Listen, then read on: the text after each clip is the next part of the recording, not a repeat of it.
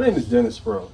If you've been involved in an accident, call me and I'll fight for you. I'm not an actor or a celebrity spokesperson. I'm a real trial lawyer, and I'll appear before real judges and real juries on behalf of people with serious injuries. So when I say I'll fight for you, I mean it, and I'll back it up. If you've been hurt in an automobile or 18-wheeler accident, contact me toll free at 866-529-2444, and I'll fight for your rights. This is a good dude, y'all. Coming in story, man, big time lawyer out here in Texas, man. He not telling a story, and y'all need to do the same. Well, my books, I started writing these books in 2011. And they're called Yeah, there we go. Rules to Live By, How to Maintain Peace of Mind and Happiness in a Conflicted World. And you can get them on Amazon, and you can download them directly off Amazon. Just look up Dennis Sperling, which is my name, Dennis Sperling, and type in Amazon. They'll come right up. If you want a hard copy, you can email me at sperlingdennis@gmail.com. If you want a copy of the books, and I'm telling you, I give you a lot of different scenarios. There's some child support stuff in here, but it's mostly a lot of different areas which I've had to deal with in my personal life. Those of you guys who have sons who have you just met, or sons who are separated from you, if you one of those young men, and I call myself the lost son, and I actually wrote a lot of music, man. Come to find out, man, I'm related to B.B. King through my grandmother. It was her cousin, just like my cousin. So he from Mississippi too. Yeah. Her name was Elmira King. He was B.B. King. They were cousins, and they all lived out in that area, And so come to find out, man, music is in my blood. So I end up doing 7 albums with Beans and Cornbread. They produced Slim Thug, Paul Wall. Okay. I actually have a track with Paul Wall from back in the day. It's called Grown Man Stuff, but that's not something I want to go into. But bottom line is that creativity allows me to be who I am. But the books, you can find them on Amazon. You can do the Kindle thing. They're very interesting. They're a wonderful read. You can probably read them in 2 or 3 days, but they're great for young men who have grown up, who haven't had their fathers. It basically deals with everything that we as Black American men have had to deal with in the past 40 years.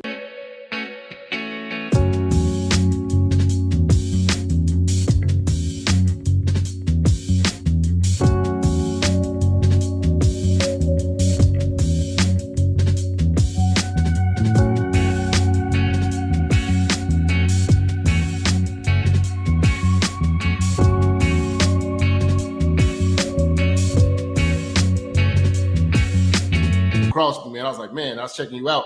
I'm like, damn, this man a real deal. So yeah, definitely, man. We all got to reach back. You know what I'm saying? And we right now, like with Kev, we got Donovan, we got all these different brothers put in a network.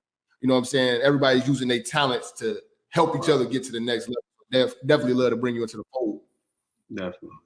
You guys are amazing. All you guys, I just love to hear my Black brothers speaking their mind. I just want to hear you all say what it is that you want to say and speak on your behalf, because I know you're a little bit younger than I am, man, but hell, since the 1980s, all I've been hearing is Black men get bashed. They ain't this, they ain't that. We've had nobody to speak up on our behalf, so we've been told just to shut up and take it, be the strong, silent type. It's not manly for you to speak up. How dare you argue with these women, blah, blah, blah, even if what they're saying is outright lies and what we know not to be true. Even in our religious, whether it's the church or the Black Muslims or any of these type of folks, it's always seemed like they rather bash the men as opposed to hold the ladies accountable. And that's unfortunate, because you've created this one-sided war, and you have one side that has no accountability for what they've done.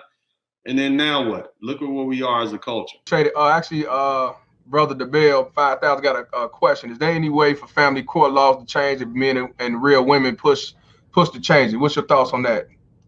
Well, I think the fact that you have more women being forced to pay child support and alimony is probably the only thing that's going to make them say we need to change these laws. Because as long as it was one-sided and it was men paying women for the past, I don't know how many years, at least since A lot of years.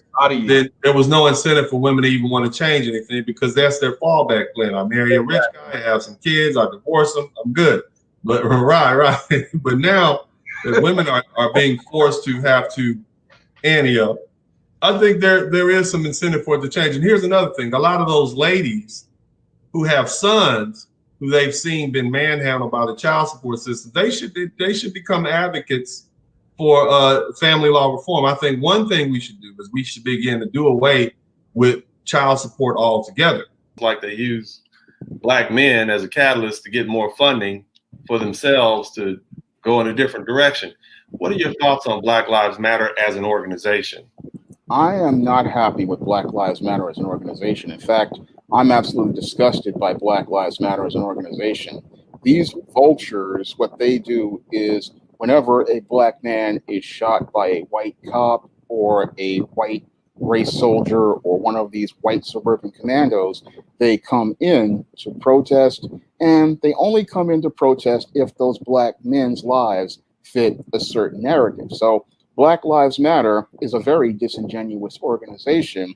It talks about marching and protesting, but if we look at who they're marching and protesting for, oftentimes it is, again, Black men who are Pookies and Ray Rays who are shot and killed by a white police officer, a race soldier, or one of these white suburban commandos. They go out here, they kick up a fuss with this protesting, and they really are not anything about Black men or Black men's issues, because when I look at Black Lives Matter, they don't talk about Black men's issues.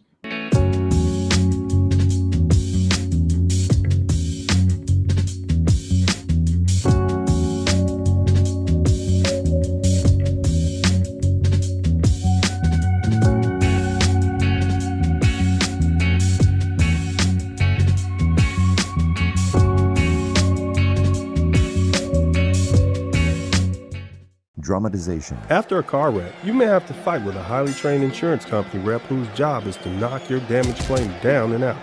It's a bad idea to enter the ring alone against a trained boxer, and it could be a bad idea to fight against a big insurance company by yourself. When the bell rings, Attorney Dennis Sperling will be there to fight for your rights. If you've been seriously injured in a car wreck, call me, Attorney Dennis Sperling, at 866-529-2444.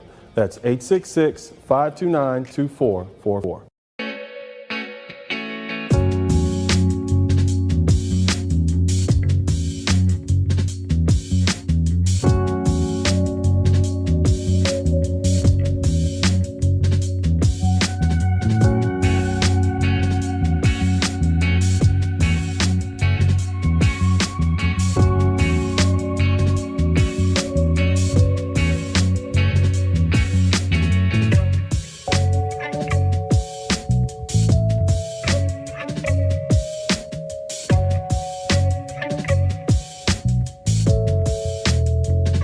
Hey, what's up, everybody? If you appreciate the format and you appreciate what we're doing here, then make sure you contribute to the Cash App, make sure you contribute to the PayPal, make sure you donate to the Super Chat. It's only you and your contributions that keep this thing going. Thanks. Attorney, reality show creator, and rapper Dennis Sperling. Also joining us is Sperling's good friends, Vondrick Christmas and Dion Dorsett. Welcome to The Fact Uncensored. What's up, buddy? Now, here's the thing. I've been reading your Facebook posts for years, and this is what you've been espousing. You're saying, I need to leave this country to find a good woman. Yeah. Okay. See, first of all, no backtracking. No backtracking. Like that, man. We don't need the smoke, man. We don't need that type of smoke. Okay. What happened was I got divorced, and I looked around and I said, I want to change, and I never really traveled. I went to school. These guys went to school with me, and they know all we did was study. And so I got married. That didn't work out. I got divorced, and then I said, well, you know what? Let me get a passport and see what that's like. So I started traveling overseas. I went to the Dominican Republic, Jamaica, all over London, Europe, things that I had never done before, and I liked it, and I liked what I saw, and I enjoyed myself. And when I did decide to date, I got treated like a king, so I go where I'm celebrated. Uh-huh. And that's basically it. You're not celebrated here in the United States like you want to be. Okay, see what had happened was I got divorced. But I'm gonna be honest with you guys. My Facebook posts are real, but really they're the feelings that a lot of African American men and men in general feel. They say, look, the juice is not worth the squeeze. I work all my life. I do everything I can to please my wife, and then she divorces me. 70% of marriages are brought to divorce by the women in those relationships. So clearly people aren't happy. Look at the marriage rate. Look at the depression rate that we have. I think people need to get out a little bit more. But more importantly, it's something that I like. These guys, I know that they don't feel the same way I do because my Facebook page has a diverse group of guys with different ideas. And so this is just what works for me, And so what works for you guys? So I would say that and then it depends on what type And of man is you are. anything wrong with that? Nothing. Requiring more? No, it's nothing wrong with that at all. It's just those expectations seem for some guys maybe a little bit much. I argue all day, and I don't have time to come home and argue. And so that's what you get with what you perceive to be an American woman. I think that American women, they have so much pressure on them that it's nearly impossible for them to fulfill those traditional roles that women have fulfilled all the way up until the 50s when industrialization and it's impossible for them to do that. So the culture and what we have going on here in the United States makes it impossible to have one of those traditional relationships.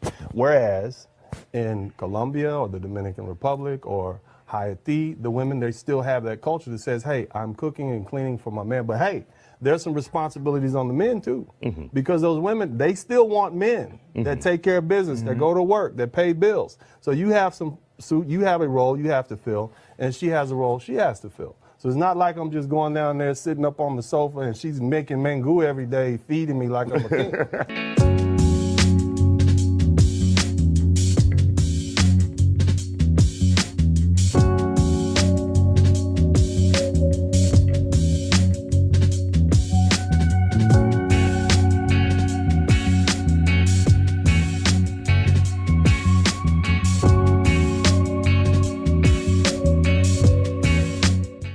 you never get flack from, I hate to say it, man, but you're a successful brother. Yeah.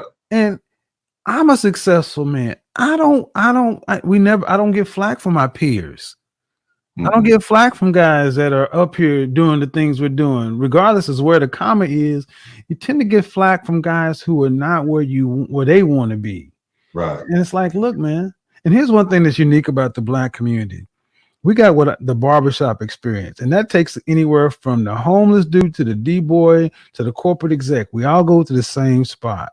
And that's one thing that's unique about us is the socioeconomic groups. We mix, and we all look at each other as men. And I'm like, no, there's white men, non-Black men have long been able to do all these things, but when Black men just do what's normal and natural, we're muted. And that's what brothers are finally starting to push back and fight against, because that's crazy to think that you shouldn't have a younger woman, especially if you can pay the cost to be the boss and provide. That's the ideal situation. It is ideal situation because she never has to go outside and work and get outside of her femininity. It seems to me, for those who say this is bad for the Black community, it would seem to me that the perfect pairing is a mature older man with resources who's proven himself, and a younger fertile woman who can come together and reproduce children in a safe family environment. I believe in marriage. I don't like the family laws that are set up there, but I do believe in marriage. I think men are better in marriage when they have loving women who care for them, who are reciprocate, who are feminine, and who are there to help them be the best men they can be. I believe in marriage. I just don't like the way the system is set up. Now, there are some things you can do to mitigate that: prenuptial agreements, postnuptial agreements, have an understanding, put some money in trust account. So you can eliminate the financial incentive in getting a divorce, and there you are. Now you got a person in front of you. But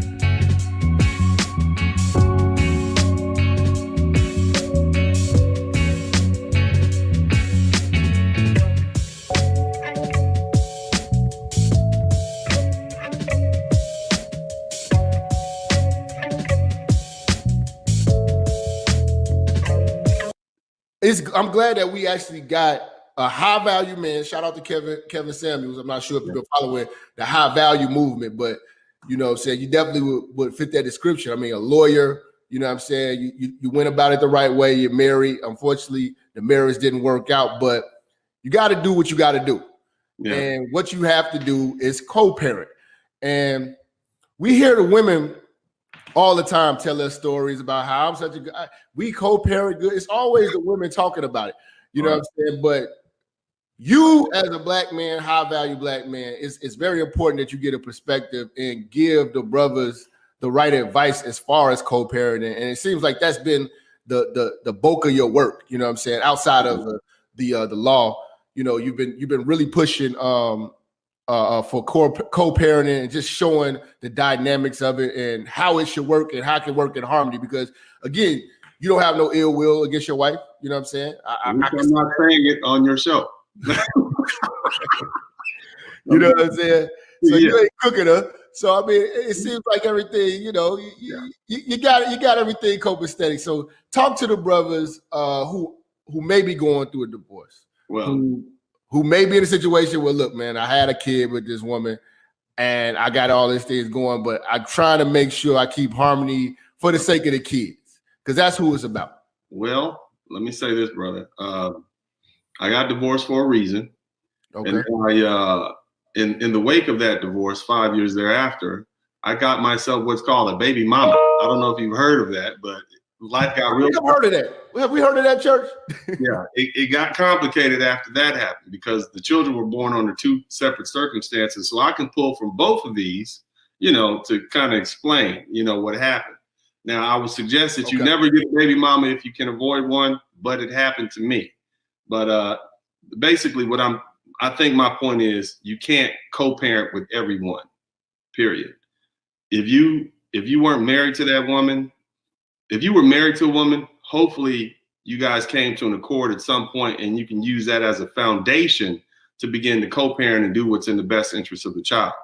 Now, if you had one night where you turned up at the club and you just randomly met some woman and you have nothing in common with her and you don't know much about her and you guys have two different set of principles and understanding about how life should be and how children should raise, it's going to be very difficult for you to co-parent with that person. So is that the case with the baby mama? Probably so.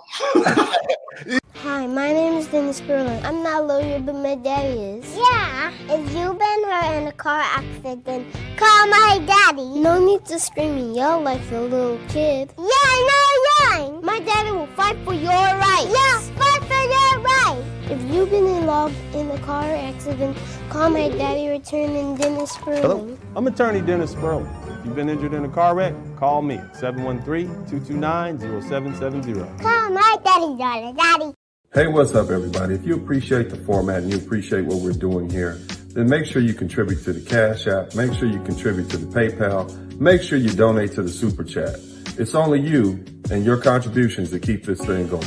Thanks. Understanding about life. I know what it is to be with a woman and how you have to treat a woman and how you have to pick and select a woman. And you do a great job at explaining to these young men what they don't want and what they should be looking after. I didn't have somebody like you when I was a young man. You see, yeah. Do you believe in marriage, and would you get married again? I would definitely get married again. It would definitely be a different kind of woman. It would definitely be a woman not from the toxic culture that I was raised in. Okay. And so it's not a race thing, it's a culture thing. Okay. Let me say that again for the people in the back. It's not a race thing, it's a culture thing. I typically have only dated Black women, Black American women. I tried to date the Jamaican lady who ended up being my child's mother, but she was Black American in her culture because she was raised in the United States.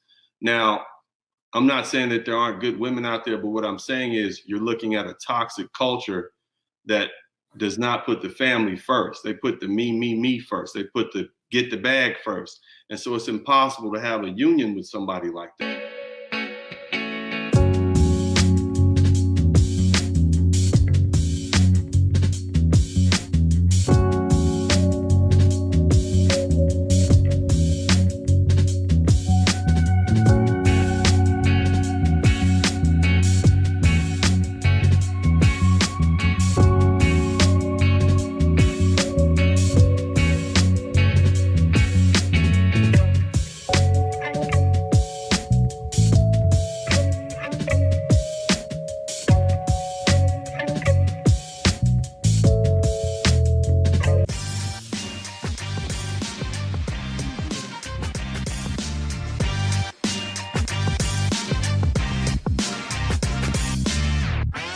And we got a lot of stuff going on politically.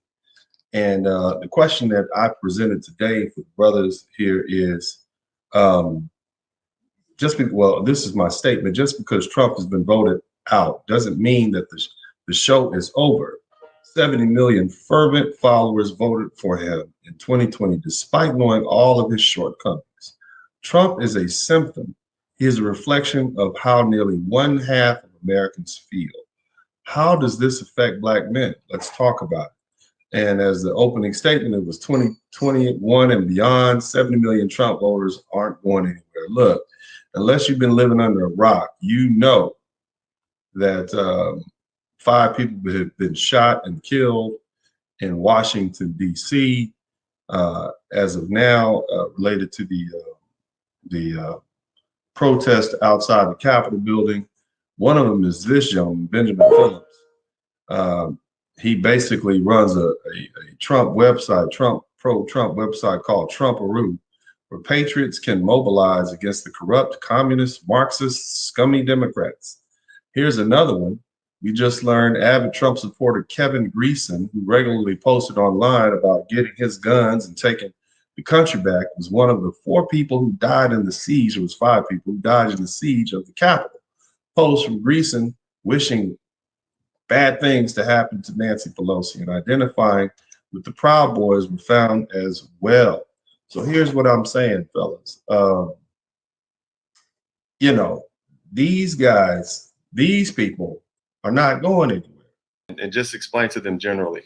Well, the context of that video was me making a commentary on how people are not really looking objectively at your Donald Trump. And because they're not looking at him objectively, they are approaching him from the position, as I see it, of obsession. Because when I look at the way the Congress has been acting, I look at the way the Senate has been acting, I look at the way people on the street have been acting, and it's like they're not thinking critically or objectively about anything Donald Trump is about. They're coming at it from this position of this extreme emotion.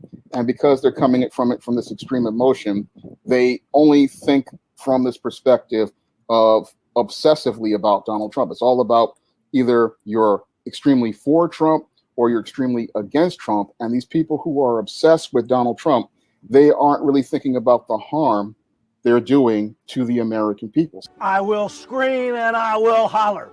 Then I'll scream and holler some more, saying absolutely nothing. You have a choice in legal representation. And in making that choice, do you want an attorney with a made-for-TV nickname to represent you in your serious car wreck claim? I will growl, kick, and scream. My name is Dennis Sperling.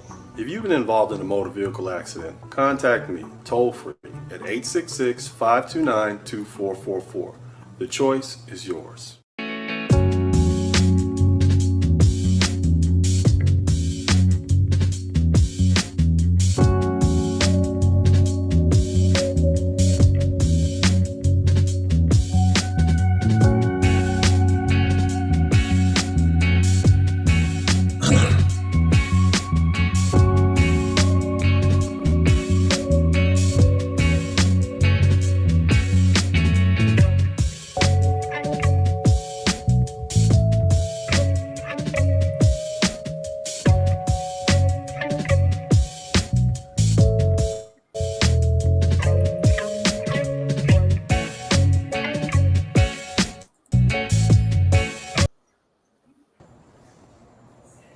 I'm not one to tell you I told you so. And I'm definitely not one to pile on. And another thing is I don't want to get off into anybody's personal business, but since Jada Smith and Will Smith put their business out there for the whole world to know, it's incumbent upon us to comment on it and have an adult conversation. And despite what many of you all think, I'm not going to bash Jada Smith for her decisions to, according to her, have an entanglement with Will Smith, with a young man. I don't know, y'all know his name, Alcini or something like that, I don't know. But the facts are is that Will Smith and Jada's Pinkett Smith are married. And they have been married for nearly 2 decades, over 2 decades. They have 2 children. And because of that, they live within proximity to each other. I mean, they live in the same house. At this point, man, you know, man to man, if I was talking to Will Smith, I would say, brother, it's time for you to go ahead and chalk it up and charge it to the game. Now, this video is something that I put up a year ago, okay? Even then, and this is after the Alcini affair that Jada Smith publicized, I was suggesting to Will Smith that, you know, he needs to cut his losses and move on. The reason I did that is because this woman has clearly lost all respect for him, and she's just going to continue airing his business out in the street like that. And it's a no-win situation for him. And I'm not talking bad about Jada because she kind of knows that Will is in a predicament. He doesn't want to give up that half of that $350 million that he's earned. But even if he did divorce Jada Pinkett Smith,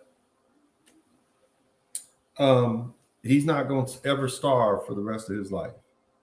And the truth is, if he lives to be 80 years old, at 51, he'll make more money in the next 30 years free of Jada Smith than he will trying to hold on to this marriage, which is really already gone.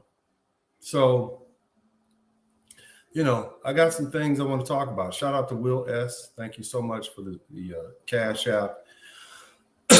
Shout out to everybody in the chat room. Anybody who wants to contribute to the Super Chat, the Cash App, and the PayPal, go ahead and do that. I'm going to let this video play, and then we'll be right back, and we'll talk about it. Some relationships shouldn't be salvaged. When you have a woman who publicly humiliates you like that before the whole world on such a high stage, it's really no coming back from that. There's really nothing you can do to, it's really nothing you can do to redeem yourself because, the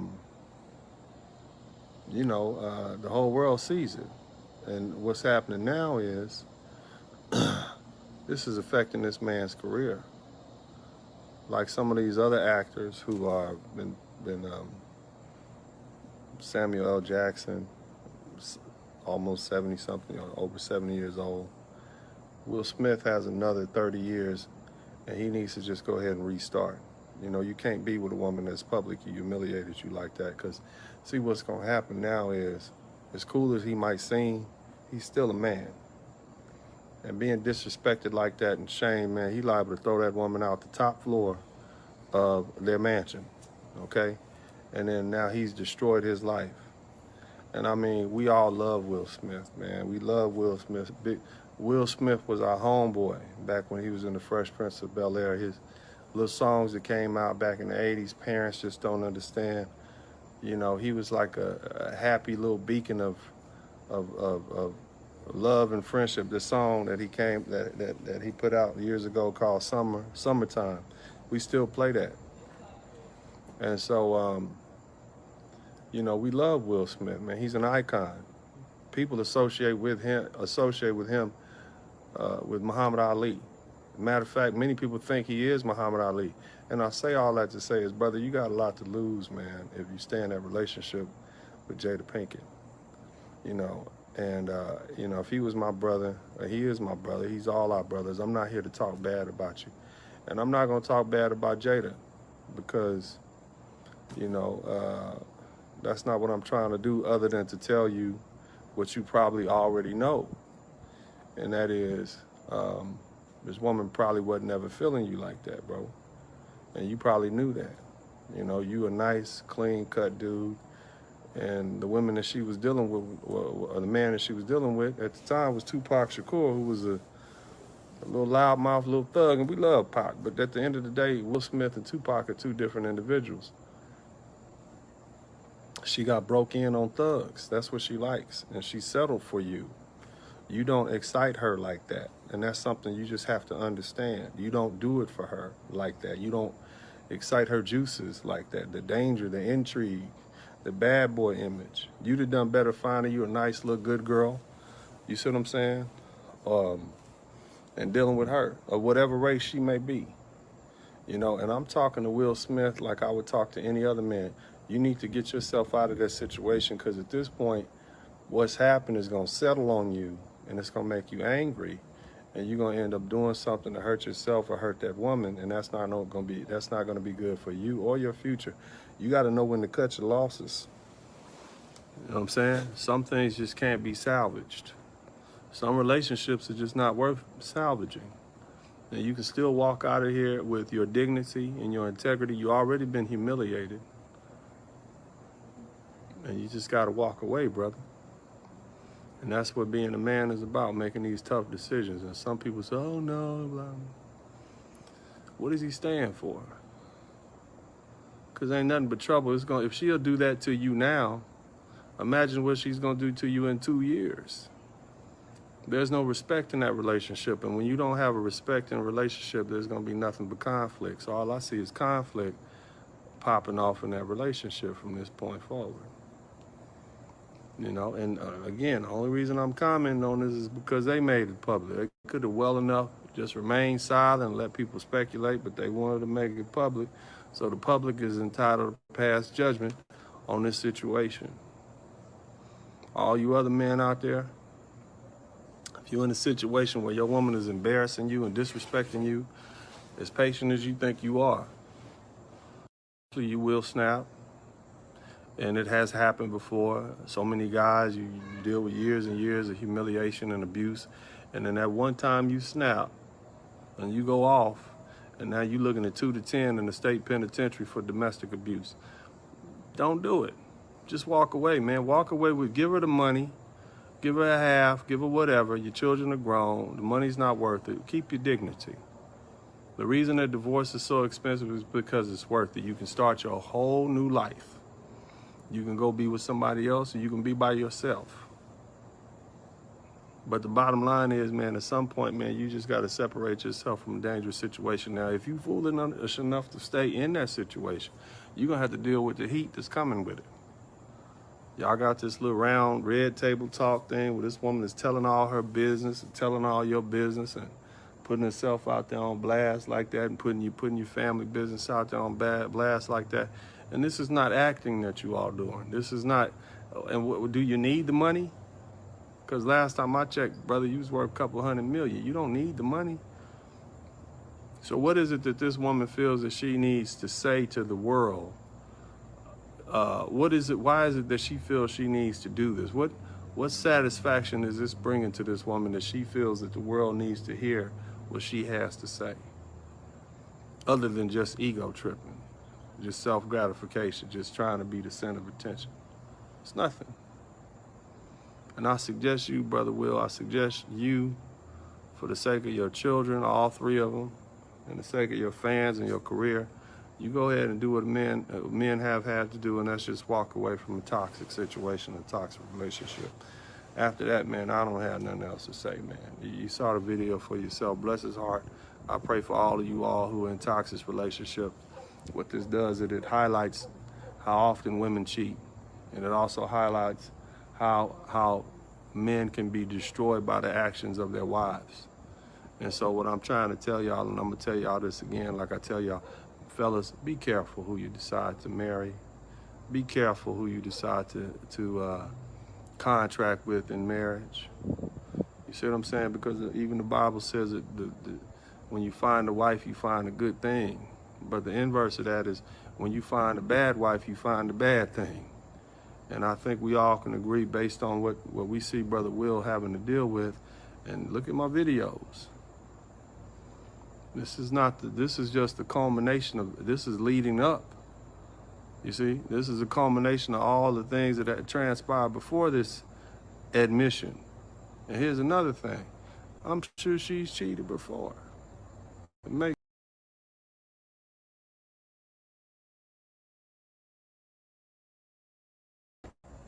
She's done this too easily.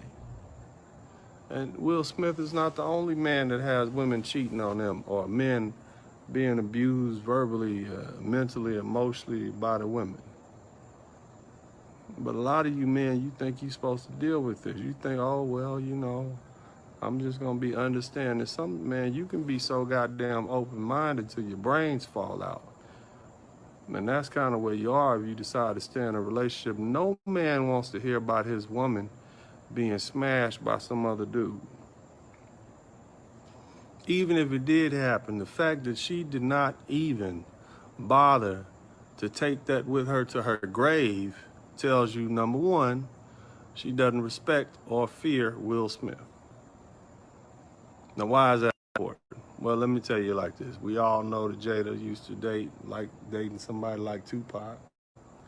And what would happen if Tupac found out through some admission that Jada Smith had been cheating on him? I'm not talking about older Tupac. I'm talking about thug Tupac. Or some thug dude. Some thug dude found out you've been cheating on him and you humiliated him in public. What would have happened to Jada? I could see that thug dude going upside her head. I could see it taking several people to get him up off her. So 9 times out of 10, they not gonna cheat on them dudes out of fear. And if there's no respect, and fear is a good supplement of that. Fear of what he can do. She doesn't fear this man. She doesn't fear divorce. She doesn't fear his anything, his hurt feelings. She don't care what is done to his career, nothing. Now, is that really a good woman that you want to be with you? Is that really the wife that you want to have with you for the next 20, 30 years until your life expires? And this message is not just for Will Smith. This is for all the Will Smiths out there, all you brothers, man. Get your nuts back, man.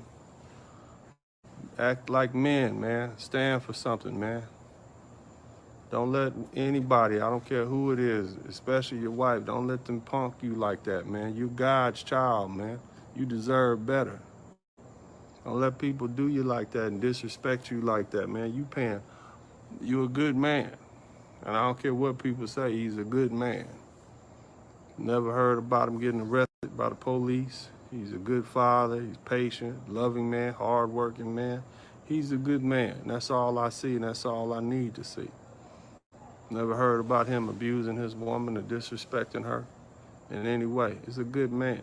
And so for her to come out and disrespect this man like that in public, how's this gonna affect your career, bro? Can we ever see you as a masculine hero again? Can we ever see you as the jolly,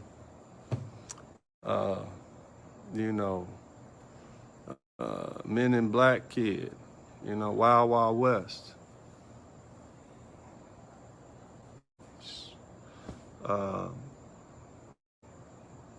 Martin Lawrence and Bad Boys. Are you really that bad? She's destroying this man's career, man. I don't have anything else to say about that, man. I feel sorry. It's a horrible situation. It's just, I'm not gonna pile on, man. It's just a horrible situation, and God bless you all. Marriages are always gonna be on attack. I support marriages. I want to see people get married. Hell, I might want to get married again my damn self. But the difference between me now and me back then is I thoroughly vet the women that I even allow to be around me or in my presence, much less marry. And I can make wiser decisions now. Will Smith married this woman when he's barely out of in his 30s, from what I can call. So I don't know, man. Y'all tell me what you think. I love you all. God bless you. This is Dennis Sperling, but I hope Will Smith, if you ever see this message, man, look, bro, you're a beautiful human being. You deserve better. You deserve to be treated with respect. Nobody should be publicly humiliated like that.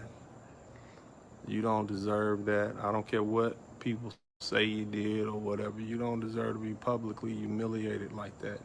Your life you're still a young, You deserve better. And that's to all you brothers out there. God bless you. I love you. This is Dennis Sperling, the people's lawyer, and Uncle D to the homies. God bless you. Goodbye. All right. So that was a video that I did about a year and a half ago, maybe 2 years. And this is before this revelation came to light about Will Smith's wife, Jada Pinkett, basically saying that it's hard to maintain sex life in bed. In other words, she's basically putting their bedroom business out in the street, saying that her man is not good in bed. This is Will Smith. This is a world-known gentleman. He is an actor. You guys know who Will Smith is. You know, he plays some of the most iconic characters in history, you know, in his acting. It would be hard to see him as a Muhammad Ali right now. It would be hard to see him as the hero in Independence Day, you know, because she's messed his reputation up. And it's just going to get worse. 2 years ago, I put that video up because I recognize it. You married men. And see, this is not just about Will Smith. Well, you know what? Before we get started, before I run any commercials, I want you guys to contribute to the Super Chat, the Cash App, and the PayPal. In addition to that, hit the thumbs up button because, you know, I'm being shadow banned. And so I need you guys to hit the thumbs up button and hit the number 1 button. Let me know where you're checking in from. I want to know. I think we got some folks from Louisiana in here. My man Braxton Spivey from Louisiana. Who else is in the house? Let me know who's here. Hit the number 1 button, fellas. Do it for the algorithm. Do it for yourselves. Will Smith, and then also run the super. You know what? Since y'all don't want, I'm gonna go ahead and run some commercials to somebody start. Y'all get the message. Come on, contribute. Hey, what's up, everybody? If you appreciate the format and you appreciate what we're doing here, then make sure you contribute to the Cash App. Make sure you contribute to the PayPal. Make sure you donate to the Super Chat. It's only you and your contributions that keep this thing going. Thanks. The only time black men are allowed to speak is when it benefits others. So, hey, this is your opportunity to speak. I want to hear from you. And if you want to make this voice louder and clearer, then what you need to do is contribute to the Cash App, the PayPal, and the Super Chat. Hey, if you're enjoying the content here at Dennis Sperling Unfiltered, make sure you support it by sharing, and subscribing to the channel. And also, hit that little notification bell in the corner so that you'll get notice of each and every one of our live feeds.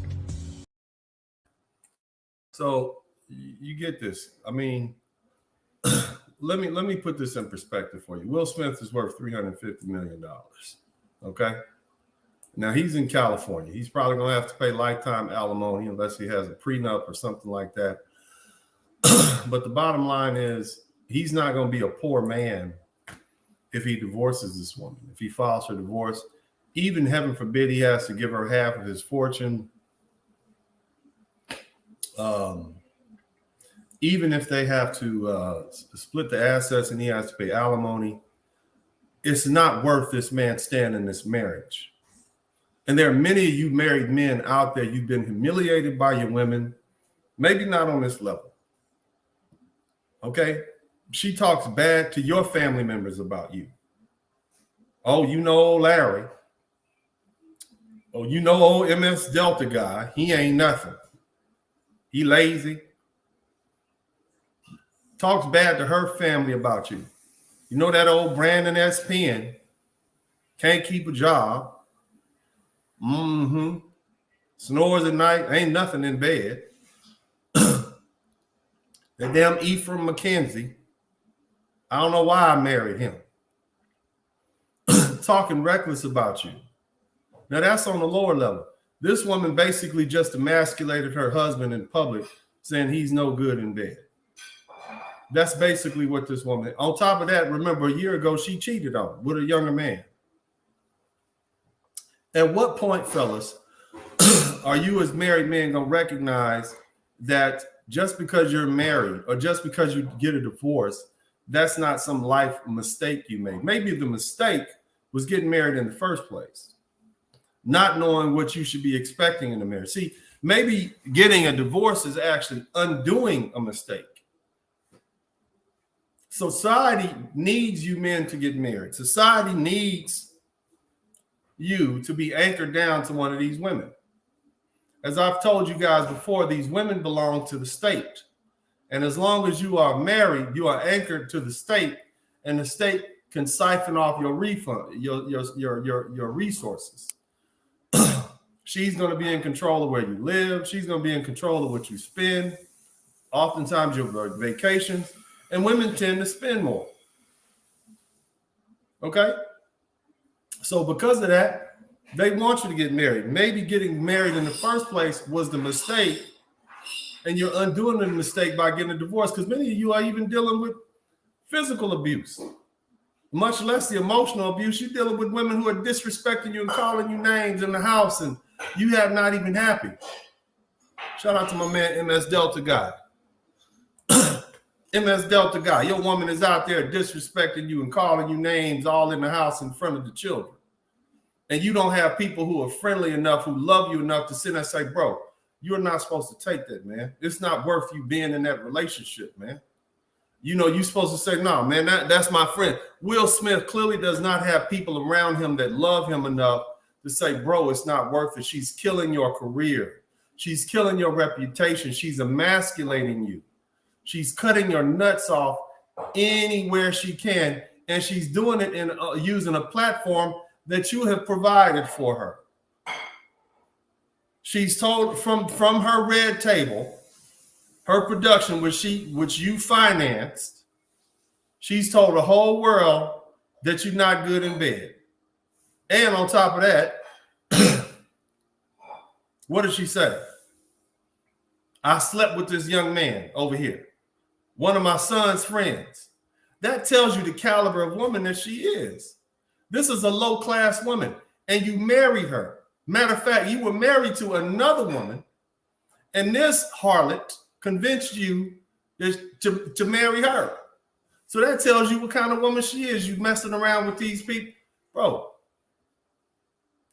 Will Smith is what I'm saying. It's not worth it, man.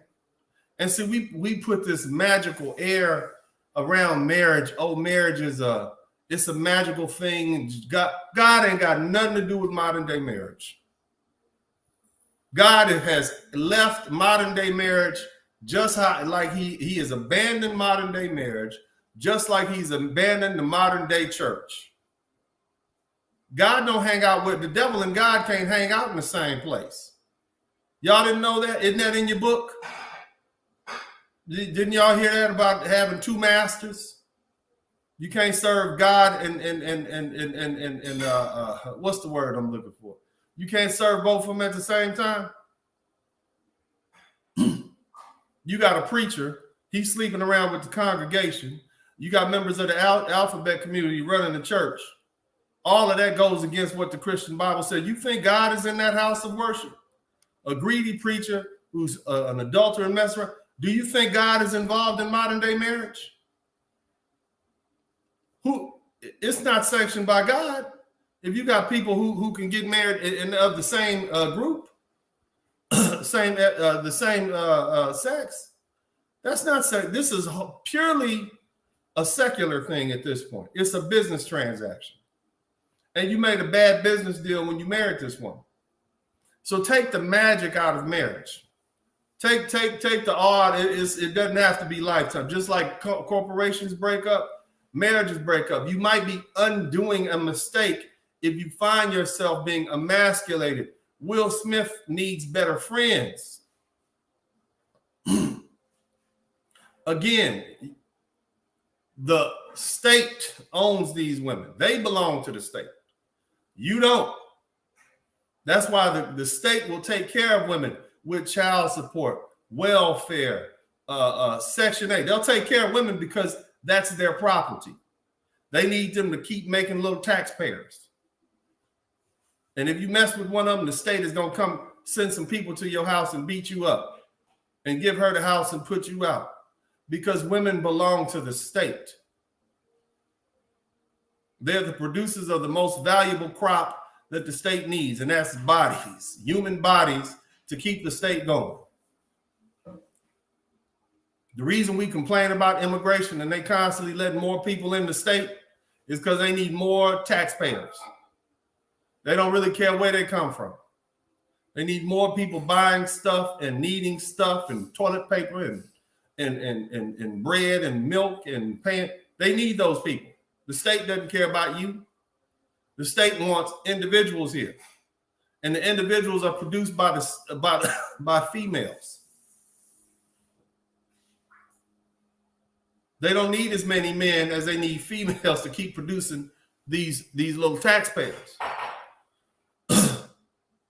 So yeah, they need you to marry these women. But the question is, was this the right choice for you? Because clearly, if you got a woman like Jada Pinkett who's undermining you in public, it's time to go. So you fellas have to ask yourself, those of you guys who've been married or who are married, if you're sitting in a relationship with a woman who's emasculating you, who is publicly talking bad about you, because we can look at Will Smith and Jada, it's a horrible situation, but how does this affect you? What lessons can you learn from this? That's the question. Somebody should have took Will Smith aside a few years back and said, bro, you need to just quietly make this end. It's just going to get worse. Now it's bubbling up to the top. Okay, I did that video you guys saw earlier about 2 years ago. This is what's going on now. The more frustrated this woman is literally kicking and screaming, saying, let me go, let me out this relationship. I don't want to be here anymore. Why am I here? You got 2 grown kids, right, by this woman. You see how that worked out. I ain't heard a peep out of Will Smith's other child. He got another child. Apparently that boy is living his life and doing his thing normal. And then you got the one that this woman produced for him. And Will Smith is a nice guy, from what I can tell. But look at his children. You got one wearing dresses. The little girl is, I don't know what's up with her. These are the product of this woman. This is where you decided to plant your seed. And this is the crops that grew up. That other boy, by his first wife, seems to be doing fine. Hadn't heard a peep out of him. Doesn't seek the public light or anything. But I think people say, well, Will Smith has a master plan. No, he doesn't. He is in the same situation that the rest of you brothers in. He's looking at half his stash being snatched away by that California state family law system. That's what he's looking at. And he doesn't want to move out of his house. He doesn't want to go through the ups and downs of divorce. Well, bro, look, like I said, the reason that divorce costs so much is because it's worth it. He is going to end up doing something to this woman. She is her next step. If this doesn't work, this public tantrum that she's throwing doesn't work, she's going to end up provoking him. Mark my words. She's going to end up provoking him. He's going to push her into the goddamn dresser. Hopefully not out the window. And then it's going to be a public thing. Then what's going to happen? She's going to file a restraining order. It's going to leak out. He's going to lose everything anyway. And then we're going to watch the downfall of the Fresh Prince. You got to go. And that goes for a lot of you brothers too. Recognize that you made a mistake.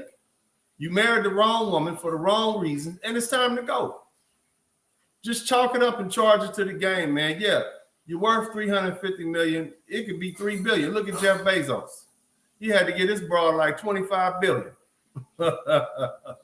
He took it like a man, and now he's worth 3 or 4 times more. Don't let that money hold you in a relationship that's dangerous for you, where you're being emasculated. No self-respecting man is going to allow himself to be emasculated like that for too much longer. Get out of it. That's exactly right. MS Delta guy said, yeah, that's exactly right. This bad mouthing by his wife hurts his brand and business. He can't keep his own house in order. Right. He should cut his off. That's exactly what I'm saying, man. Any man can see that. Like, and what MS Delta guy is saying is, can you see Will Smith? Can you see Will Smith as a superhero now? Could he ever do any of those roles that, let's say, The Rock does? You guys know Dwayne Johnson, The Rock. No, we don't see him as masculine like that. No, we don't see that. Bro, you look weak, bro. And as long as you with this woman, nobody's gonna respect you. I'm not coming to a movie to see Will Smith after he been crying on TV and his wife talk about, you know, what he ain't, and he letting it. At least if you can't stop people from humiliating you. Okay, but you can exercise some integrity and say, this is not worth it. I am not a dog. You will not kick me and be, I'm going to have my self-respect. Even though you don't respect me, I'm going to have my self-respect. You're not a cool Will Smith anymore. You just look like a simp. And I love Will Smith. And see, here's the thing, brothers. It's a lot of y'all out there that's getting Will Smith right now. But yours is quiet. But you don't like it. And you about 3 seconds away from pushing your old lady on the dresser up against her. And that's when you're going to get that charge. So pay attention to what's going on. He ain't the only one. It's a married man right now. Hell, you might not even be married. You might be in a relationship and you're dumb behind, I'm going to stay with my girl. You know, it makes me more of a man to have to deal with her. You know, being a man, sometimes you got to take this stuff, man. I'm a man, I can take it. You a damn fool. You a dog. You a dog or a mule that's being kicked. And you talk about the movie, look at some of the roles his roles that he's going to play will have to reflect his life. He's not some happy-go-lucky, no problems in the world guy. He's a guy with issues. They're gonna have Will Smith out here playing convicts and wife beaters and drug addicts in a little while. These are the positions that he's gonna have to play. They didn't even let him be in the second version of the Suicide Squad. Too much baggage. You ain't no killer. Go kill your wife's noise. You see what I'm saying? Go silence your wife's bad talking about you. And now you just hit him right in the manhood. Now you're saying the man ain't good and bad. And then now she's trying to retract that statement by saying, oh no, that's not what I meant. What I meant was, I said, so she now, after saying that, right? Now she's trying to retract. Jada Smith said she and Will Smith never had an issue in the bedroom after suggesting that now it seems like he talked to you like, what's wrong with you? You can't undo that. The damage is done. The damage is done, and there's going to be more damage. This woman is throwing a tantrum. She does not want to be in a relationship with you anymore. She has recognized that she's at the point now that she don't need you anymore. She doesn't want to play the game anymore. She ready to cash out. This is where you are. And you trying to hold on to somebody that don't want to be with you. Man, send them to the door. I tell every woman I'm with, you want to cheat, baby, you ain't got to cheat. Just hit the door. Let me know you good. And I'll see you later. I wish you well, you and your boyfriend. Or whoever you got. Girlfriend. You these days, you never know. But anyway, I don't want to be with nobody that don't want to be with me. It's not worth it. No amount of money is worth your peace of mind and happiness. You got to come home every day to this woman. You're afraid to leave the house because you don't know what this woman is going to say next time. And you got to come home to it. Imagine him somewhere at a shoot. Next thing he's looking at a tweet or a newspaper article. Jada Pinkett Smith says Will Smith no good in bed. And you sitting in your little trailer about to do a movie shoot. Now you got to focus on this instead of focus on your profession. It's no different than you guys who are doctors, lawyers, plumbers, engineers. You trying to focus on your career and your woman is loose at the mouth. So you don't know what you coming home to, man. That's no way to live, brothers. And you black men need more strong men to tell you that. You don't have the fathers that the men used to have. I'm going to tell you something. There's this movie out. We always talk about it. The Color Purple. You guys remember The Color Purple? Hit the number 1 button if you remember The Color Purple. Hit the number 1 button if you remember the color purple, fellas. You guys remember the color purple? Harpo, Oprah Winfrey, Danny Glover. Who else was Whoopi Goldberg? Suge Avery. Y'all remember that? Yeah, watch the movie like 10 or 15 times. Oh my God. Now that I look back at the movie, right? Now that I look back at this movie from a mature mind, the only real man in the whole goddamn movie was Danny Glover's daddy, that old player with the suit on, light-skinned dude. Who was the actor that played that guy? Who was that? Danny Glover's daddy. Came up, you need to get that young girl, that young girl right there. He was the only one that had some balls. He was the only one that said it how it's supposed to be.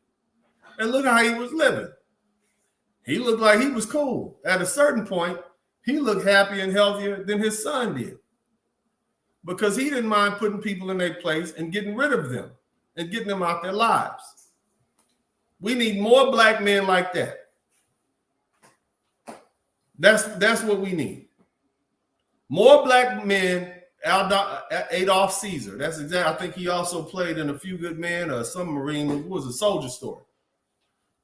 Y'all check that movie out. The rest of it is Color Purple is an iconic movie. Is not historically accurate, but you check that black man out. You check check that prototype out. I want more black men like that to tell you the truth, whether you like it or not. We need more like that. I pattern myself as a man like that. I'm going to be honest with you. Because, see, I love you.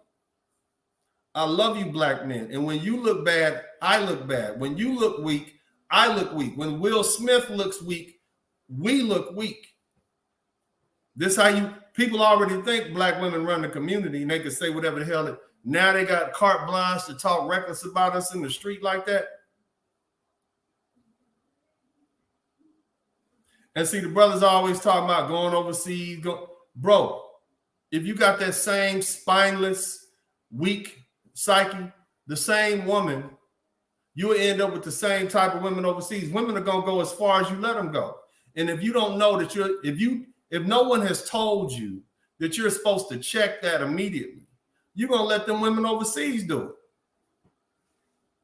You're going to open the door and change that culture over there. Because you got to you can't run. There is no geographical solution for an emotional problem. And simping is an emotional problem. That's what I want to explain to you guys. Will Smith is just showing you what simping looks like on a large scale. We as black men have a queen mother goddess simp chip in our head that tells us that we are unworthy to speak up for ourselves, that our lovely ladies are supposed to be able to say whatever the hell they want to say. I can't move my neck like that, something like that. Whatever the hell they want to say, whenever they want to say, we're not supposed to be man enough to put them in their place. That's that queen mother goddess simp chip that only black American men have. So you're going to take that same queen mother goddess simp chip overseas to the DR and Colombia and wherever the hell the other brothers are going. And those women are eventually going to be treating you the same way that these lovely ladies treat you. May not be this generation, but it will be. Word on the street is black men are easy to get along with. Black men are more egalitarian. What does that mean? That means y'all soft.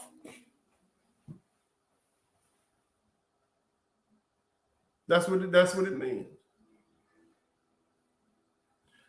We're not going to be able to get the black community together, whether we deal with black women here or get women from other places and bring them back and form a new black community. We're not going to be able to get the black community together, okay, in under some sort of order, unless you men get yourself together. You don't let no woman talk to you bad like that and emasculate you. The minute you hear about that, you sending all your people over to the house to get all your furniture and all your goods, and you use some of that you emptying out the bank accounts, you getting all your furniture, you or whatever, maybe you leave it there, who knows, and you up out of there. That's what you're doing. Because you don't want to be around somebody that disrespects you. If there's no respect in a relationship, there's going to be conflict. And if there's conflict, you can't have love.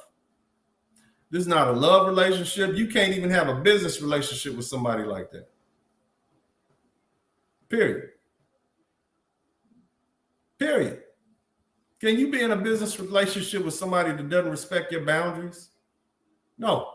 Doesn't respect you as a person? No. The only thing you can do with somebody like that is try to make them fear you, so that they at least fear you, fear repercussions, even though they don't respect you. This woman doesn't respect Will. Will, you got to go, brother. I love you. We all love Will. But see, this is going to be another black man to get toward them. All they doing is waiting around for him to do something crazy. Next thing you know, Will Smith is on trial like Cuba Gooding for slapping the bejesus out of this horrible lady that he done decided to marry.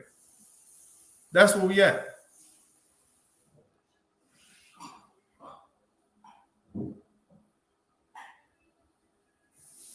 This is what we're dealing with. You guys appreciate what I'm doing, man. Make sure you contribute to the Super Chat, the Cash App, and the PayPal. Shout out to Brian Palmer. He says there is no geographical solution for an emotional problem. That's exactly right. Carbo, thank you so much. Facts. Let me see who else. Big shout out to MS Delta again. He said, you got to know when to hold them and know when to fold them, know when to walk away, know when to run. You never count your money.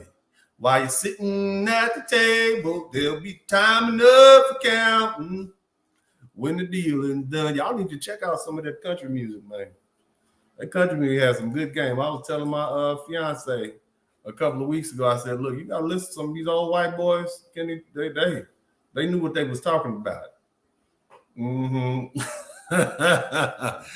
And how's the rest of it go? I was round about sometime that evening. The gambler folded out, something like that. Yeah, man. One of my favorite songs is Creedence Clearwater Revival. I sing this to my kids. They're like, Daddy, what's that, Daddy? He said, y'all probably don't know this, but it's how's it go? Born on the bayou. I used to listen to this stuff because I lived in Louisiana for like 13 years, so I would drive a lot. And then back then we had you could go to like maybe a store to get gas or something like that, man. And they would always have these old tapes, and so I would just, Creedence Clearwater Revival. Y'all probably like, who that? What? Who is this, Dennis? I thought this was a black man channel. Man, men can learn things from other men. You see what I mean? And it's a lot you can learn from white men, black men, whoever. You see what I'm saying? But yeah, I mean, listen to the story. You know what I'm saying? And that's it. You got to know when to hold them, know when to fold them, know when to walk away, and know when to run. And that's a prime example. Will Smith is trying to hold on too long, man. You about to get busted. You can't. It's a no-win situation. Fold. It's time to fold, bro, and walk away. Lay it down. Cover your cars up. You need a new hand. That's right. It's some good people. Garth Brooks, Jason Aldean, Johnny Cash. Johnny Cash is the realest, man. All you brothers, man, if you need an infusion of masculinity, listen to some old white boys from back in the 1950s, 1920. Johnny Cash, Willie Nelson. There's some good boys, man. I mean, it's good music. I like the music. You see what I mean? It's good music, and they saying something. It's a message in that. But yeah, I listened to that. Oh, goddamn, you got this. How's it go? Let me see. On a warm summer's evening, on the train bound for nowhere, I met up with a gambler. We both were tired to sleep, so we took turns of staring out the window at the darkness. The boredom overtook us, and we began to speak. Man, that's good stuff, man. Y'all boys, man, check that out, man. I used to listen to gangster rap all the time. No, and I know this is a little off subject, but we men talk. I used to listen to gangster rap all the time, man. I mean, my whole youth, I listened to get man, hell, all the way up. 50 Cent helped me get through my first year of practicing law. You see what I'm saying? But at a certain point, you know, people, you need to divert, you need to listen to some jazz. I didn't like jazz. It's like, well, I don't want to listen to that. But I kind of got into, you know, living here in Texas as a young boy. I kind of started listening to Will, on the road again, out here making money with my friends. I can't wait to get on the road again. You know, I forget who did it. Who was that? Willie Nelson. And then eastbound and down, headed up in trucking. We ain't got a done. We got a long way to go and a short time to get there. So they said they're drying down in Atlanta, got beer in Texarkana. We gonna do what they say can't be done. Yeah, man, but just listen to that, man. And that's just, you know, man, talking about, you get off on what you do. You're a truck driver, man. They said we can't take this beer down in Atlanta. You got purpose, and you know what I'm saying? But anyway, so I started listening to a little country music, but I really got into the blues.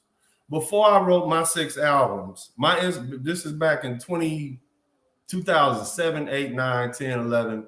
My inspiration was like the old blues. You know, like, I mean, Muddy Waters. You guys don't know. Howlin' Wolf. It digs into your soul. Just listening to them old brothers sing that music, man. You get that good infusion of masculinity. You hearing that these brothers and what they say. So that, and then I kind of began, once I start traveling, I began to listen. That's right. It's gritty. That's exactly right. It's gritty. The blues is gritty. B.B. King, the crazy thing is, Iman Perry, man. So my grandmother, her name is Elmira King. And she was from Mississippi, Casilla, Mississippi. B.B. King is from Casilla, Mississippi. Come to find out, they were cousins, right? So that makes B.B. King like my second cousin, third cousin. So, you know, it's kind of, but the crazy thing is, Mississippi, oddly enough, like I found out like Snoop Dogg and who else? Warren G and all these rappers, all their people are from the same place that my people are from, Clarksdale area, Mississippi, because that's where a lot of us were. A lot of us left there, and we all went to California, and we all went to the LA area. The word just got around, go to LA. You see, so a lot of their people but that was a music, Mississippi, home of the blues. You see what I mean? And so when you listen to that, just like rap music, there's messages in that. You know, and I'm gonna get back to the point that I'm making. Lil Walter, that's right. All these great, you brothers need to listen to that, man. You always have those messages from the past, from those men who were dealing with the same thing you dealing with. The human experience has not changed. You see what I mean? Now you talking about Braxton, you talking about Ma Rainey. I like listening to the brothers Muddy Waters, Howlin' Wolf. I like listening to them because I like to hear what these black men have to say. And then, you know, you can listen to country music because it all came out. They was borrowing from each other back and forth. You see what I mean? But a lot of them white boys, man, they had a lot to say in that country music. Country music to me is really just blues music. You know, they borrow R&B, rhythm and blues, country music. It all run together. But it's a man experience. And I say all this to say, Will Smith is not the only man who's dealt with this before. Brother, you picked a bad one. You got a bad hand. It's time to fold. Yeah, you're going to take a loss, but it's better to get out the game now before you lose it all. You see what I'm saying? So that's my thoughts on that. I want to get I want to get some brothers in here. If you brothers are married, you know, I want to talk to you some brothers about this situation, and tell me what you think, man. You guys who've been divorced before, I know it was a hard decision to get divorced, but it's something we need to talk about, man. You see what I'm saying? Yeah, the thrill is gone. Everybody's you. Sometimes we get these women that we think we want really bad, and then we get them, and now we got them, and they destroy our life. You see what I mean? They destroy our life, you know, and you know, it needs to be somebody around to tell you that loves you. It's time, bro. Let it go. That's why you need your brothers. You know, you need your brothers. The money is not worth it. This humiliation that he's dealing with is going to kill his career. He might end up doing something to himself. Whether it's getting fat, using drugs, something to cope, you can't deal with this, man. We're not built for this. Shout out to MSW. He said we need to send Will Smith some. The thrill is gone. Yeah, somebody need to tuck him. Hey, bro, somebody that really loves him. It's like, bro, man, let it go. It ain't worth it, man. I don't know. I don't think Will Smith has a father in his life, but this is what fathers and brothers are supposed to kick in. You know, this is where your family, like, she's bringing the family down, man. She's bringing the Smith name down. You know, she's making all of us look, she's making our clan look bad. But anyway, look, if you guys appreciate what I'm doing, man, make sure you contribute to the Super Chat, the Cash App, and the PayPal. Show your appreciation that way. In addition to that, if you know, we're gonna play a little music here, man. I'm gonna put a little music out here for everybody. I want you guys to hear it. You know, this is and if you listen to the progression of my albums, you can kind of hear as I begin to change. But I got a good one for y'all, man. This is a good one. And we're gonna come back and we're gonna open this thing up for everybody. But in the meantime, let's go ahead and let me see what I got. We'll run a commercial. We'll be right back. I appreciate you guys for contributing to the Super Chat, the Cash App, and the PayPal. Make sure you keep doing that. Hold on, man. Oh, Lord Jesus. Hold on. It looked to me like my screen is frozen. Lord. Hit the number 1 button if you guys can hear me, fellas. Hit the number 1 button if you can hear me. Somebody said Will Smith needs deliverance. Yeah, the brother going through a lot, man. It's a horrible situation for him. And he needs friends now, you know. He needs some real friends to come in and help him out. That's what he needs. Yeah, we go. All right. So you guys hang out. We'll be right back. I'm going to open the call line up. Make sure you click in. You married men who want to talk about this, let's talk about it. I want to hear what y'all got to say. Okay. Let me see here. All right, be right back.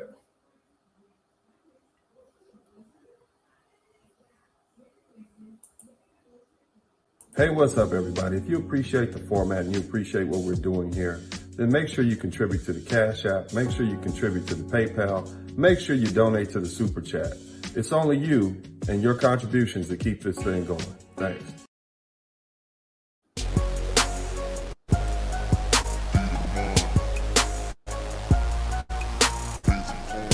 If you appreciate the format and you appreciate what we're doing here, then make sure you contribute to the Cash App. Make sure you contribute to the PayPal. Make sure you donate to the Super Chat. It's only you and your contributions that keep this thing going. Thanks. All right, we're back, you guys. Never forget, Uncle D is a legend. So I got the link to the chat room here. Anybody who wants to come in, talking about Will Smith and Jada and just married men knowing when it's time to get out the relationship. When it's gone bad, it's gone bad. No need to hold on to that. But anybody who wants to come in, the link is in the chat room. I want to hear what you guys have to say. Let's go ahead and get it open. My man Hannibal, on the weekend. My man, what's up, Hannibal? How you doing today, sir? I'm good, Attorney Spelling. How you doing? I'm good, man. Always good to have you here, man. It's a tough situation. I know you're looking at this from across the pond like, damn. I mean, what are your thoughts? I mean, just go ahead, man. You're a veteran here, man. What are your thoughts? So, Attorney Spelling's always a pleasure. Great blessing to spend some Saturday chopping it up with you. So I have a few points to make here.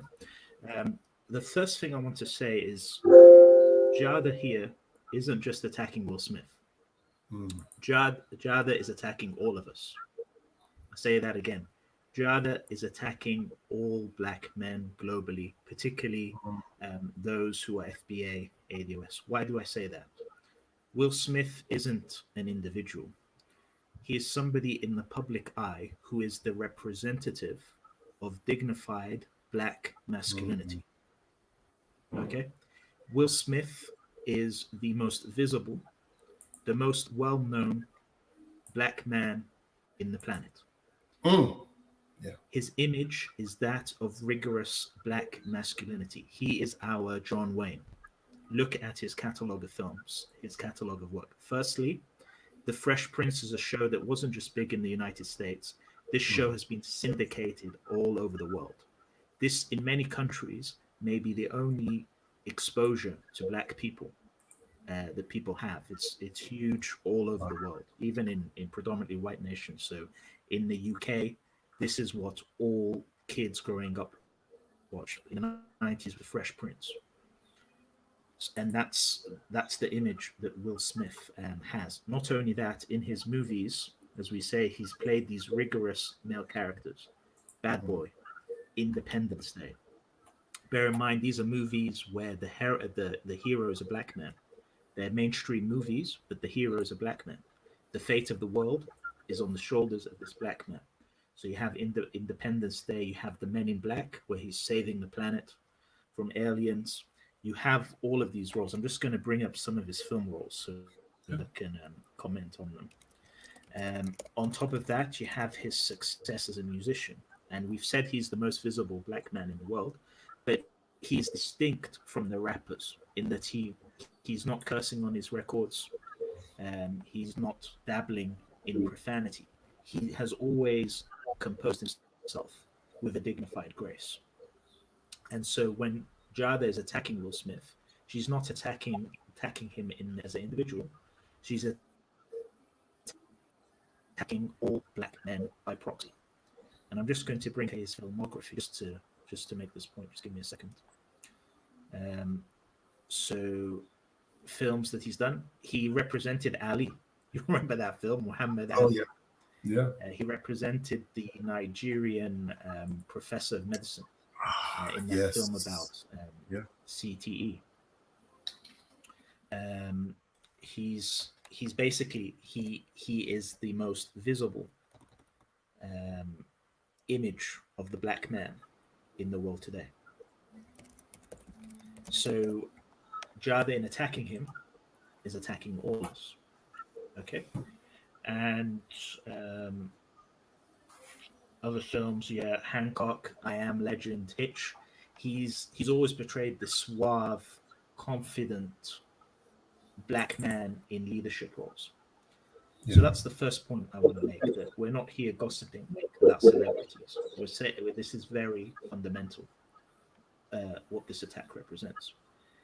The second point I want to make is we have to understand that Jada's comments are not arbitrary, nor are they careless comments, but they are strategically timed.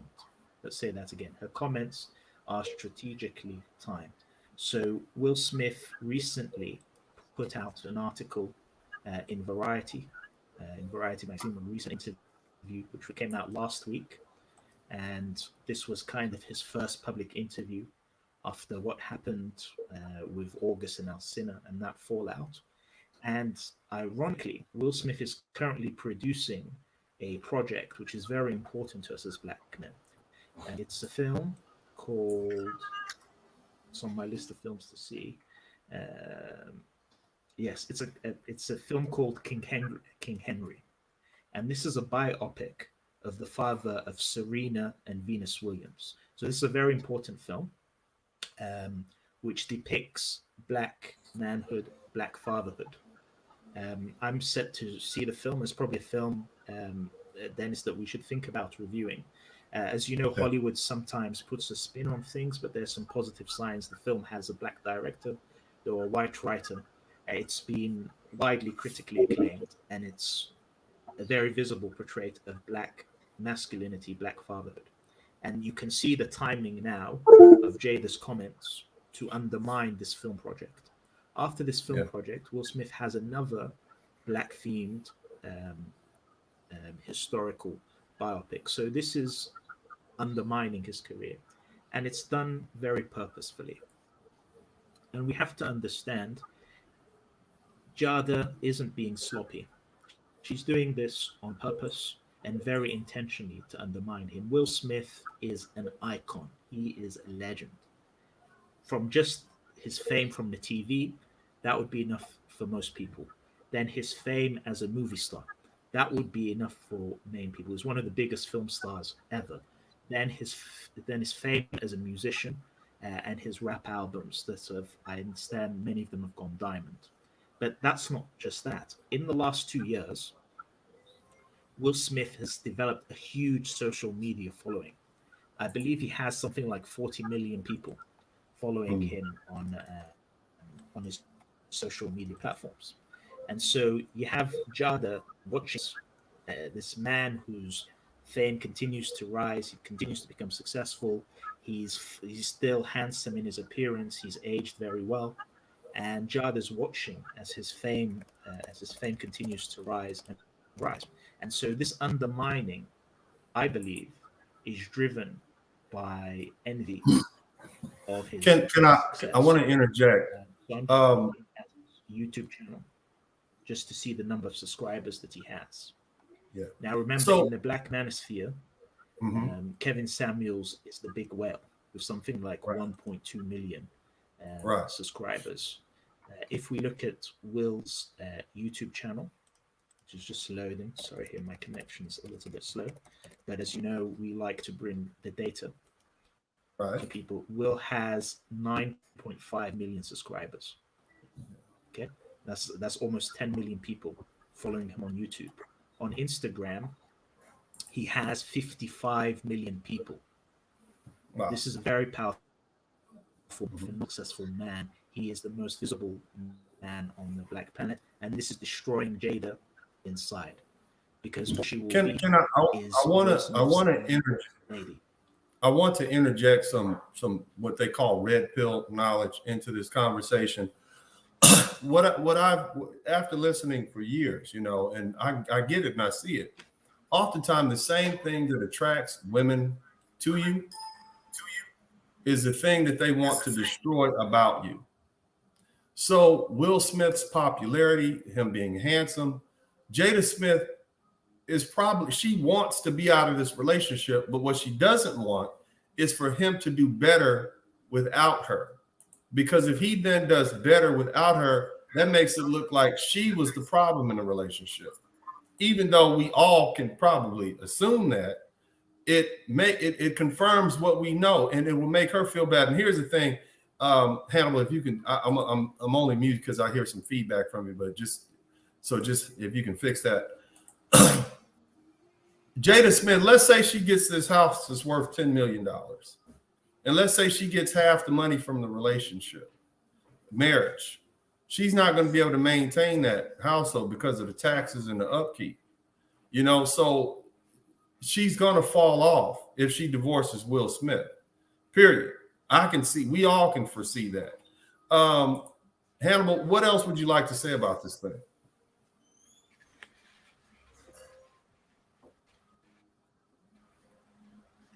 Can you hear me, Hannibal? Dennis, I can hear you now. So sorry for monologuing. Had some difficulty with my audio. No problem. Am I clear now? Yes, sir. Yes, you are. Okay. So we've made a point that this is an attack on all Black men. Right. And we've made the point that it's likely driven by envy of what Will Smith is and what he has accomplished. Remember that generally for women, their value declines because their value is attached to their sexual power, to their ability to attract men. That rapidly declines post-war, post their 40s. But Will Smith is the epitome of a rigorous man. Now, you always say it's greater later. It's greater later. That's one of the things you always say. And I absolutely agree with you, but that's a conditional statement. It's greater later if you do the work. It doesn't apply to all men. So if you were grinding in law school in your 20s and then in your early 30s you were starting a practice, it's greater later. if you were a trucker, you were trucking in your early 20s, you didn't trick your money, but you saved it, and you're now an owner operator, and you've got 3 or 4 people working for you, it's greater later. And so Will Smith is the epitome of this. Brand has gone up and up and up, and he's more valuable now than when Jada met him. He's one of the most bankable people in Hollywood. Okay, so that's the motivation. The third point I want to make is, where is this going to go? And Dennis, I'm going to post something in the chat so that you can follow me with this. Okay. In the private chat. Sure. So the great mind of Tariq Nasheed came up with something called the 7 levels of disrespect from females. And this will allow us to be essentially to predict the future and see what's happening. So what Tariq Nasheed said, and it's very important for us as men to understand, the first level of disrespect from a woman is combativeness. So you say, I want an Italian, she'll say, no, I want Chinese food. This is basically a lack of compliance, a lack of her fitting into your frame. The second level is slick comments. So the woman dissing you, but it's done privately. So it's just in your home when you're together. The third level is when the lady starts insulting you. So this isn't just a slick comment, which is kind of backhanded and subtle. She's calling you an idiot or a fool. Okay. Level 4 out of 7 is public embarrassment. So let's stop. We're already at this level, right? Public embarrassment. Exactly. So again, Tariq Nasheed's a genius, and we're going to give him credit for this. It's called the 7 levels of disrespect. And what he said is that this is like a pyramid. So you start at the basic level, and if you let it slide, it gets to the next level, and so on. If you let that slide, it gets to level 3. Let's take it a stage further. Slander. And what does Tariq Nasheed says? He gives the example. She'll say something like, he's terrible at sex. Are you guys connecting the dots? Okay. Level 6, infidelity. This is like the penultimate level. We've already reached that level. So where is this going to go, brothers? It's going to go to level 7. I'm not even going to comment. Just read that. This is the most dangerous. This is where it's going to go. And so, I pointed out 2 years ago when I did that video and I put it up, it's just going to get worse. You got to know when to get out of these relationships. And see, the thing is, Hannibal, the problem that we have is we've deified marriage. We put marriage on this high pedestal, like this is ultimate accomplishment, like getting your PhD in biophysics. It's not. All you need is $25. Go down, find somebody that's willing to do it. Go down to the local clerk's office with your birth certificates, and they'll marry you. It's not anything magical. And so many people still associate marriage with, oh, this is God's way. But the marriages that we're dealing with now are not even the type of marriages that they were talking about in the Bible. And matter of fact, God wouldn't even sanction some of these marriages today that we have. You can marry people of the same sex. You can marry it's wild. And so we got to recognize that possibly, maybe the mistake is not the divorce, but the mistake was the initial marriage itself. And so that way you get rid of that barrier. And then perhaps you can just, once you take the deification out of it, then perhaps maybe you can see it for what it is. A raw deal, a bad deal, you're married to the wrong person. And it's going to get worse. I said that earlier. I said it 2 years ago. I agree. What else would you like to add on that, Hannibal? So what Jade is trying to do is trying to get Will to kill himself. He's very emotional. Wow. He's in a very fragile place. So she's trying to get him to kill himself. Or what might happen, this might backfire, as you're saying. He might just spaz out one day, go completely wild, and pull a trigger, strangle her, whatever. This is what happens eventually. The pressure gets too much. And now this is the trajectory of where this is going. The next question is, how did we get here? And the answer to that question is this didn't happen overnight. It happened. This is a function of who Will Smith is as a man. And so this is why, as brothers, we need to distinguish between Hollywood and reality. So you have this man who is on film, the depiction of rigorous black masculinity, but he's at home being led by his wife, firmly in the frame of his wife. So we see this in a couple of things. In the upbringing of his children.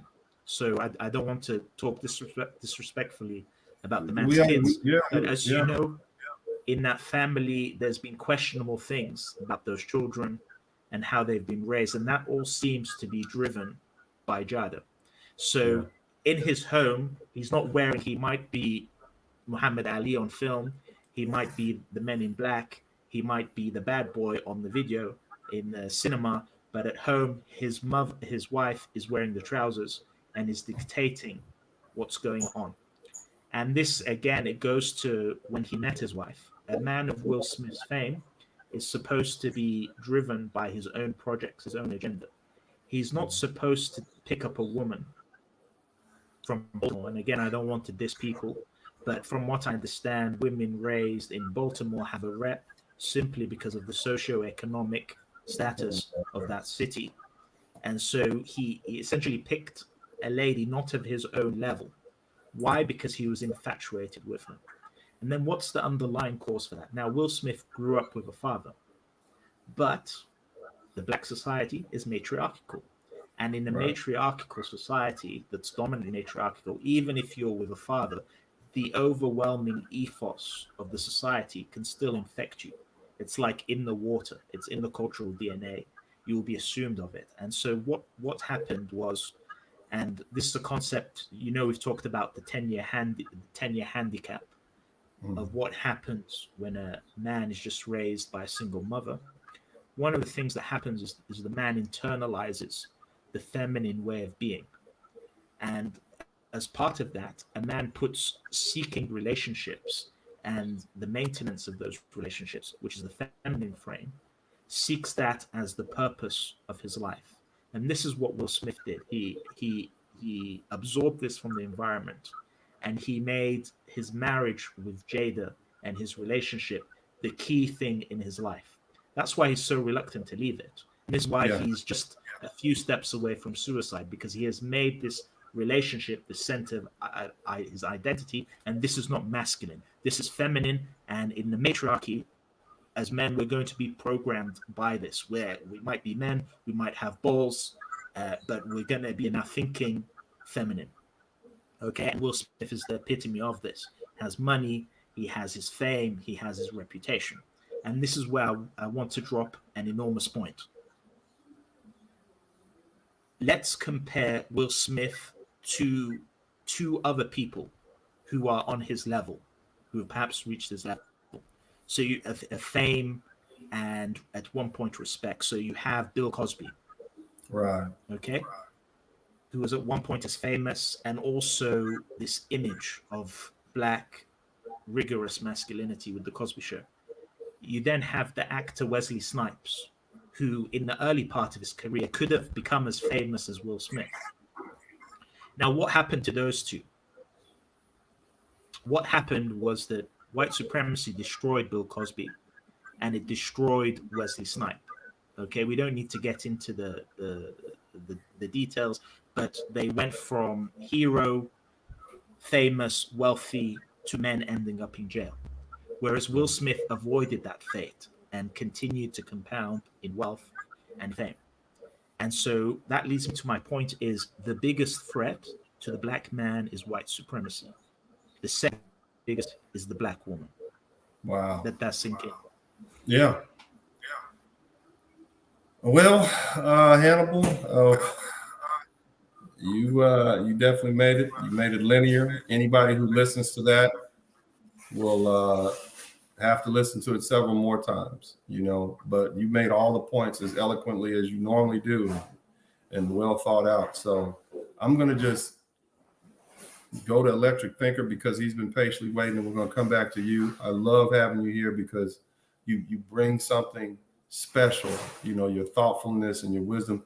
And that's a perfect analysis of what's going on. And just for you guys who came in late, Will Smith, Hannibal brought something out. He explains Will Smith belongs to all of us. You know, and I said it earlier, he said it far more eloquently than I did. But when I said that when he looks bad, we all look bad, it's because I come from the position that a black man can only rise.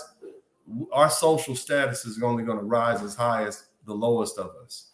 The reason that these black women can marry what the brothers call a bottom shelf Brad is because even a bottom shelf Brad has a higher social status than the richest of black men, because social status does not have to do with wealth.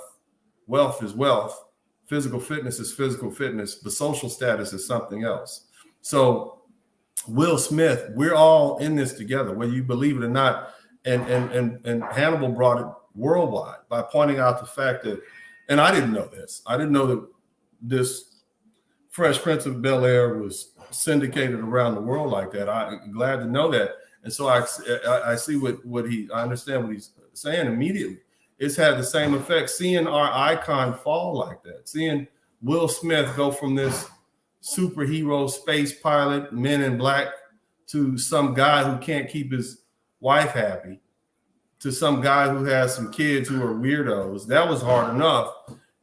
And now being emasculated in public, we see it all happening, you know. But thank you so much, Hannibal. Hold on a minute. I'm going to get right back to you. I want to get Electric Thinker in. If you guys appreciate what we're doing here, make sure you contribute to the Super Chat, the Cash App, and the PayPal. But go ahead, Electric Thinker. You've been patiently waiting. Thank you so much for your patience. What are your thoughts on this conversation? Not a problem. Good to be back, Dennis. I don't know how much I can say after Hannibal. I mean, wow. Right. I don't think I can really add too much, but on one end, you know, I think it's the role of the father in the black male's life to be the direct role model, number one, to shape his thinking and to be there in his life. Because at the end of the day, if the media is creating your role models and your son can't, you know, his viewpoints is what he looks at on television, you got a problem. You know, my 8-year-old, I had conversations with him about certain rappers that he's heard about or these things and the influence that can have on him. You know, he knows about, you know, other role models that are positive, like Neil deGrasse Tyson. He stands over my shoulder watching you. I talk about Kevin Samuels. I'm giving him other things than what the media is saying. So in my opinion, I think it's a critical time for fathers to really, really understand the influence of role models and be the direct role model in your son's life. Because like Hannibal said, I hate to say it, but he's right. But earlier I brought up this movie that we pretty much all of us have seen, especially those. Hannibal, I'm not sure if you're familiar with this movie from the 80s. It's called The Color Purple. There was this gentleman who played the father of Danny Glover's character, the old guy. He also played in A Soldier Story. You remember how he came in there saying, "No, you need to do this, do that, and the other." We need more fathers like that right now. You know, if Will Smith had one of those dads that didn't care what people think, you can call him old, fuddy, you know, old style, old school, chauvinist, whatever. He's going to say what needs to be said to save his son. Do you think that would? I think Will Smith needs a real friend. I think he needs a real father. If he had a real brother who was on somebody he would listen to, we say, "Nah, man, you can't let that woman talk. Look at what it's doing to you." Like, what is he missing? Because see, Will Smith is missing the same thing we're all missing now.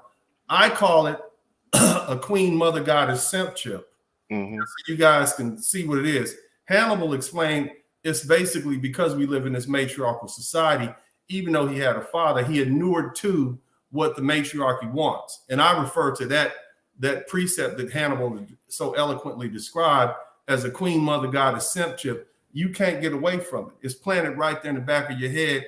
And even if you go overseas, right, you're still going to be the same simp you were here. And eventually those women will be doing to you, or to some degree, the same thing that these women are doing to you here. because you can't get away from it. There is no geographical solution for an emotional problem. And we as men need to deal with that. We need to deal with it ourselves. Like, it's internal. I've never had that problem, probably because I never pedestalized women. Why? Tragedy. I grew up in South Central LA. I saw women carjacking, selling dope, helping dudes, set dudes up to rob them, set dudes up at hotels. I'm not ever going to put a woman up on a pedestal. You know, you guys are listening to the beat. I'm listening to Never Trust a Big Button to Smile. Or you can't trust the B.I.T. Sager. Beaches ain't nothing. Beaches ain't spit. You see what I'm saying? And I'm like, yeah, this is my reality. So I didn't come up. So my queen mother goddess simp chip was defective. And so even in my own relationships, when I recognized it was going bad, I'm like, I'm out. I don't pedestalize you. You're not a goddess. I don't care what you say. You see what I'm saying? But even if I didn't have that, when are we going to be able to tell our own brothers, hey, you know what, bro? You're on a look. You heard what Hannibal said, citing Tariq Nasheed. This is headed downhill. And all it's going to take, Electric Thinker, is for him to snap and push this woman against a wall one day and jack her up. And the sheriff's office is going, the LA County Sheriff's Office is picking Will Smith.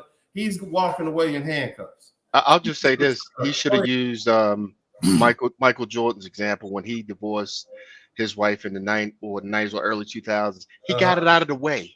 Yeah. And look how much more money and stuff that he's made at this point. Now, I'm not saying the situation is the same, and all I'm saying, if you let that thing fester, like you said, like Tariq Nasheed, it don't have to be this point where the whole world's looking at you be disrespected. Let me tell you what's going on in that relationship. The same thing with Jordan. They met these women when they weren't who they are now. They got married too goddamn young. I tell you brothers all the time, it's greater later. When you meet a woman and y'all kind of like you Will Smith, but you ain't $350 million Will Smith. You're not Ali Icon Smith. You were Will Smith, this 29-year-old dude. You see what I'm saying? Michael Jordan met his first wife when he didn't make all his money playing basketball. He made all his money with tennis shoes and these sort of things. So he didn't have that type of money, but she's still treating him like he's 29, 22, 23-year-old Will Smith. Oh, you goofy clown with the big ears. You see what I'm saying? And now, and I tell people this all the time, you got to look up to me to talk down. I also talk about this in my books. People want to keep you in the box that they brought you home in. They want to still talk about little Electric Thinker that used to pee in the bed when he was 14, or Hannibal that used to get chased home from the bullies, or Dennis that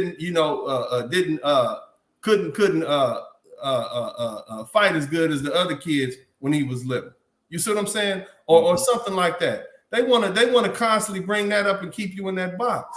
Now she's dealing with the fact that I want to talk down to him, but the rest of the world is lifting him up, and that bothers me. You see what I mean? Because she's jealous of him, and Hannibal brought that up. She's jealous, and they want to keep. So it's best to leave those relationships on, because when these women try to keep you down, they're gonna do everything they can. The Bible said it's the ones that are closest to your bosom that you can't trust. That's right. You understand what I'm saying, Electric Thinker? And so just think about that. So Jay, look, the reason divorce is so expensive is because it's worth it. Michael Jordan recognized that. It was worth it. This Jeff Bezos recognized that. It was worth it. You get your freedom papers, you get to cash out, start all over again.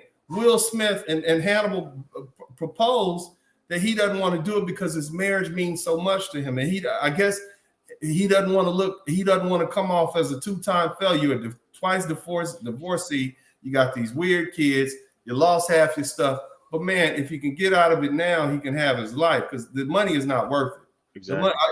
It's just not worth it. But go ahead, Electric Thinker. Then we're gonna go back to Hannibal. I want to hear what else he has. I just want to say one thing that Hannibal said, that Yes, supremacy and black women are the biggest threat to black men. Yeah. I've been thinking about that over a couple weeks, and I was reading some history books and some things, and I tried to find a situation in history where women had turned on their men, and I just can't find it. I looked at different ones like Vietnam. I tried to go as far as back, and I said to myself, What the heck is going on? I can't find one situation where I'm not gonna say in mass. It's all not all black women, but where you had such a big pool of women against their own men. Give me an example. I can't find it. I just blew my mind. Well, can I try something with you? Yeah. I say this. I say women belong to the state. You understand what I mean when I say that? This is simple analysis. Women belong to the state, right? Mm-hmm. Who runs the state? Who runs the United States? White men. So who do women belong to? There you go. You see what I mean? And because the state keeps them, the state has told them, you don't need a man. We got you. You can call the police if he gets out of line. We're the daddy. You see? Now, if you look at nature, women are always looking for what in a male? The strongest, most dominant male, right? Yeah. And the one with the highest social status, social money. Who has the most money collectively in this country? Yeah. White man. I'll answer the question. Yeah, go ahead. White man. You're right. Okay. Who has the highest social status in this country? White man. Who has the most power in this country? White man. I got it. You're right. Who do you think these women are going to be looking up to? But here's my point when I'm. We're gonna finish and then I'll let you finish. Who do you think they look up to? White man. And so all that said, how do they feel when they get you? Like they get second hand. They get in second hand. That's how it doesn't matter if you're a Will Smith or you're a Pookie Ray Ray off the street. But to your point, go ahead. When you look at past conflicts and different wars, how women stood by their men, fought, died, sacrificed themselves and their children. Mm-hmm. I mean, why is it like not hit the same with us? You know, I've thought about that, and I have to and I talked about it in my books, and I talked about it on the show, and you know, and some people are just evil, brother. You see what I mean? And because Hispanic women have had the same opportunities that African American women have to throw their men under the bus, and they just haven't. Correct. So, and it's not just black women who, it's not just like mestizos or white. It's a cultural thing. Mm-hmm. The culture that we have teaches black women, black American women, that it's perfectly acceptable to throw their man under the bus. It's perfectly acceptable to snitch on the black men who are trying to riot or protest, or free themselves from slavery.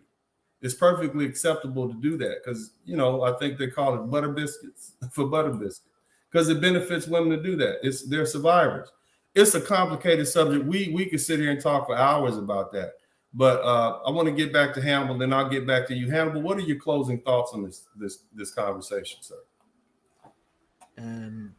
So what I want to say is things do not look good for Will Smith. Mm-hmm. If you go to his YouTube channel, and I've posted that on the in the private chat, he's already began to emasculate himself. So it started with Jada emasculating him. Now he's emasculating himself the way he's displaying his body. And even he posted a video showing that he can't do a push-up or joking about his ability to do push-ups. And he's showing his emasculated physique, estrogen-like physique. So it doesn't look good for him.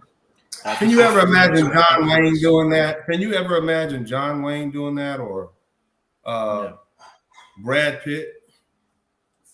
No. So what we should do is we should pray for Will Smith because if he falls, we all fall. If he gets discredited, his legacy is discredited, our image is discredited. And let's tie this up to something that's happened in the last couple of weeks. So the Deontay Wilder fight. Now, Deontay got battered and the better man won. The better man in terms of character, in terms of heart, in terms of strategy, the better man won. But at the same time, Deontay is our brother. So his loss is our collective loss. Now, let's break that down a bit more. So on the boxing, there's a boxing in the UK. It was broadcasted on a provider called BT Sport. They have BT Sport Boxing, which is their YouTube boxing page. Now, they've done something remarkable in that fight, which they've never done before. They compiled a video of all 150 punches that Deontay Wilder sustained.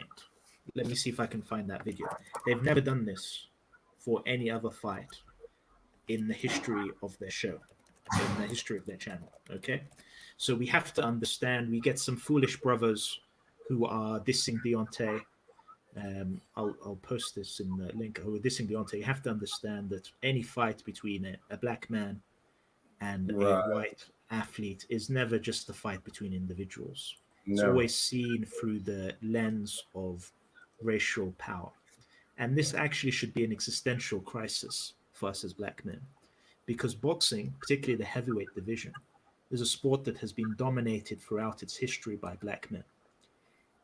I don't care who makes the list. When people are asked who are the top 10 greatest American boxers, that list is 80% black. The only men that you can put in there are Roberto Rocky Duran, Marciano, who else? Rocky Marciano, and maybe Jack Dempsey, but all of the rest are going to be black boxers.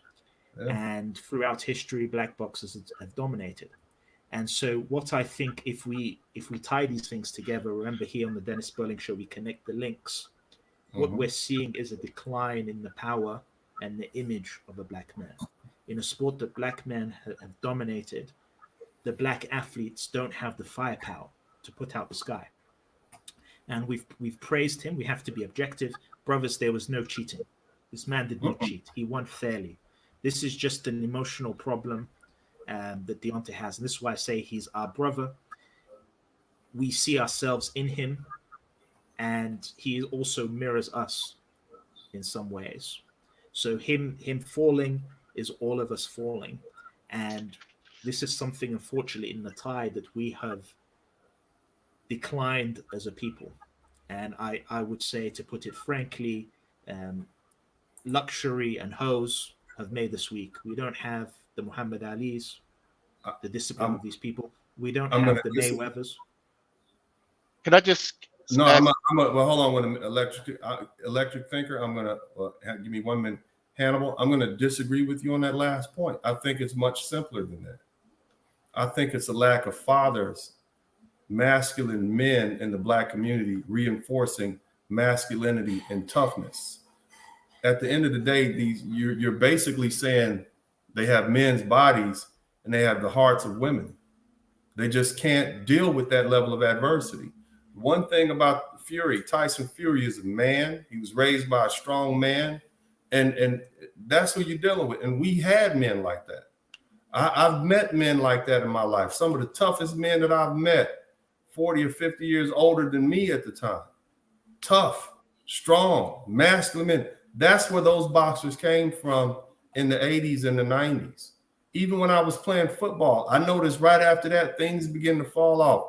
I was just talking to my son's Shotokan sensei today. He said, you know, most parents, they're not like your adopted father or you.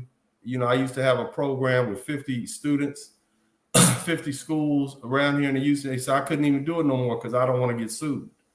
He said, but, you know, I appreciate you and y'all letting me teach these boys. And I say, yeah, I see what happens to young men when people coddle them. And you got to teach boys to be tough. They got to, like, true grit. That's right. MS Delta. True grit. We lack that. And it comes from math. It comes from men. So I would like to add that to your point. I don't necessarily think it's just, yeah, finances make you soft. You know, women, children, money make you soft, but they can't even get to that level yet. Do you think, Hannibal, Muhammad Ali would have let Tyson Fury knock him out like that? So, Dennis, you've raised some very good points, and I'll elaborate them here. I think there's something we need to clarify for the brothers. Firstly, Tyson Fury, this is the irony of the world.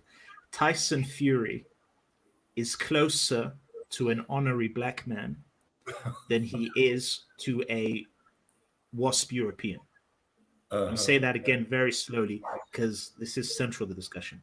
Tyson Fury, as an individual, is closer to an honorary black man than he is to a WASP European. Let's explain that. So, firstly, Tyson Fury comes from a group of people who are gypsies, they're travelers. In the European continent, they're called the Roma. And these people are called the ninjas of Europe. So we don't curse, we don't throw the N-word. Ninjas, right, They're called right. the ninjas of Europe. Okay. Why is that? Because in societies where people have settled and they live in a certain area, they are nomadic people who move from place to place. So generally, they're hated by the society. So they're outcasts. They are the ninjas of Europe. So Tyson is an honorary black man because he comes from this outcast group where he's had to struggle. Okay, he's had to struggle for respect. He calls himself the Gypsy King. He's had to struggle for respect. Number two, himself and his family have always shown the greatest amount of honor and deference to the black athletes who have made the sport great. That is embodied in the fact that John Fury named his son after Mike Tyson. I'm sorry, but there's no greater badge of respect than calling, I believe, your eldest son after a black man. So this is not a person who's racist. On top of that, he has always showed the greatest of respect to other black athletes like Nazim Hamid. And he is, truth be told, a man of supreme character, a man of better character than our brother Wilder. In that all the people who speak about him tell us about the honorable way in which he's treating them, the respectful way in which he's treated them. In fact, in the first Deontay Wilder fight, he gave away his whole purse, like 7 million, to homeless people. And I know that celebrities sometimes will show off about the money that they give, but there's no man who can give like the entire purse unless he has a great and magnanimous soul. Okay? On top of that, he's a humble man. If we go to the first fight, he came into the ring with this very simple shirt, white shirt with a picture of, I believe, his grandfather and the words God is the greatest, or Almighty God. He came in very humble. Let's contrast that to this arrogant costume and display the way. I mean, just look at it like morally and poetically. You know what's going to happen. Okay. So as an individual, he's probably closer to us as a black man than he is to white Europeans. But you have to understand, through the lens of the society in which we live in, when he fights a black man, he's no longer an outcast. He's now the great white hope, the great white savior, and he's putting these Negroes in their place. So this is how people are viewing it, independently of the fact that he's a man who respects black people. And this begins to explain why he's winning. That you speak on your show that adversity is good for the soul. The adversity that created Muhammad Ali, that created Mayweather. Remember, Mayweather was in Detroit, freezing, the lights are off, his mother is on crack, his father is in jail. And that diversity, he made a promise to himself that he will be a winner, that his environment will not dominate him. That's what made Mayweather great. And unfortunately, it's cut from another cloth. The way he lives, the extravagant luxury, his choice of women. And several years ago, so I think 2 years before the Fury fight, he went on the show Wags. Okay? And let's link this to Will Smith.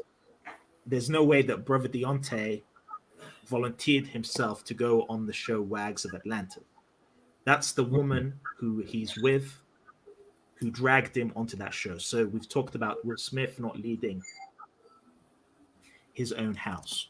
So he married this woman, and I don't want to insult people. We're not here to insult people, but you can take a look at a person and know what they're from. Like there's a woman from Baltimore, they have their rep. Again, I don't want to diss Deontay's wife, but you take a look at that woman and you know what she's about. Okay. So she's dragging him onto Wags. He's a boxer. What the hell are you doing on Wags of Atlanta? It doesn't make sense. And there I knew that there's a problem. I'm sorry. Give me 1 minute. Give me 1 minute, Hannibal. So Spirit of Ogun, you said this man is making now now comparing European to Black American, why is he speaking on Black American struggles when he's not? Why are you using the term Ogun and you're not African? You're referring to an African god of war. You refer to yourself as the spirit of Ogun, and you're not from Nigeria or Ghana. You got to cut that out. Okay, we don't do that whole pro-black, blackety-black Hotep thing up in here. I play the ADOS game with you guys. I play the FBA game, but at the end of the day, we are all one big Negro. What you should be doing is sitting here listening to this brilliant man who's educating you on the conditions of the world that we live in. Your Hoteps tell you all the time that white supremacy is worldwide.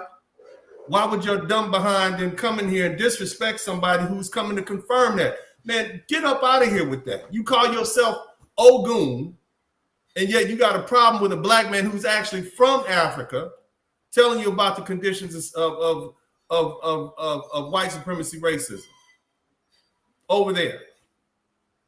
Just think about the irony of that, everybody. This guy right here is a Black American, and he refers to himself as the spirit of Ogun, but has a problem with a black man from where Ogun, that tradition, is discussed, telling us about worldwide issues that black people. So that's why I do not do that pro-blackity black stuff.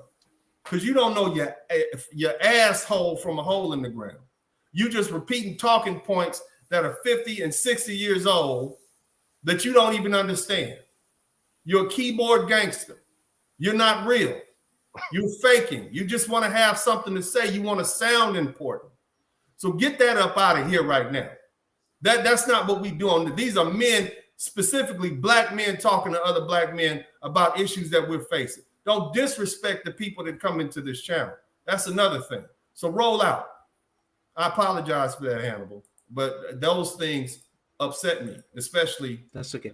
Can I just interject real quick? Because I got it. Can I just Hannibal, go ahead, and then let's let Hannibal finish. Electric Thinker, you have all the time you want. Go ahead, Hannibal, finish, and then we'll be just to add to that comment that you made to that, brother. One of the critical reasons why Deontay lost was he couldn't critically appraise the situation he was in.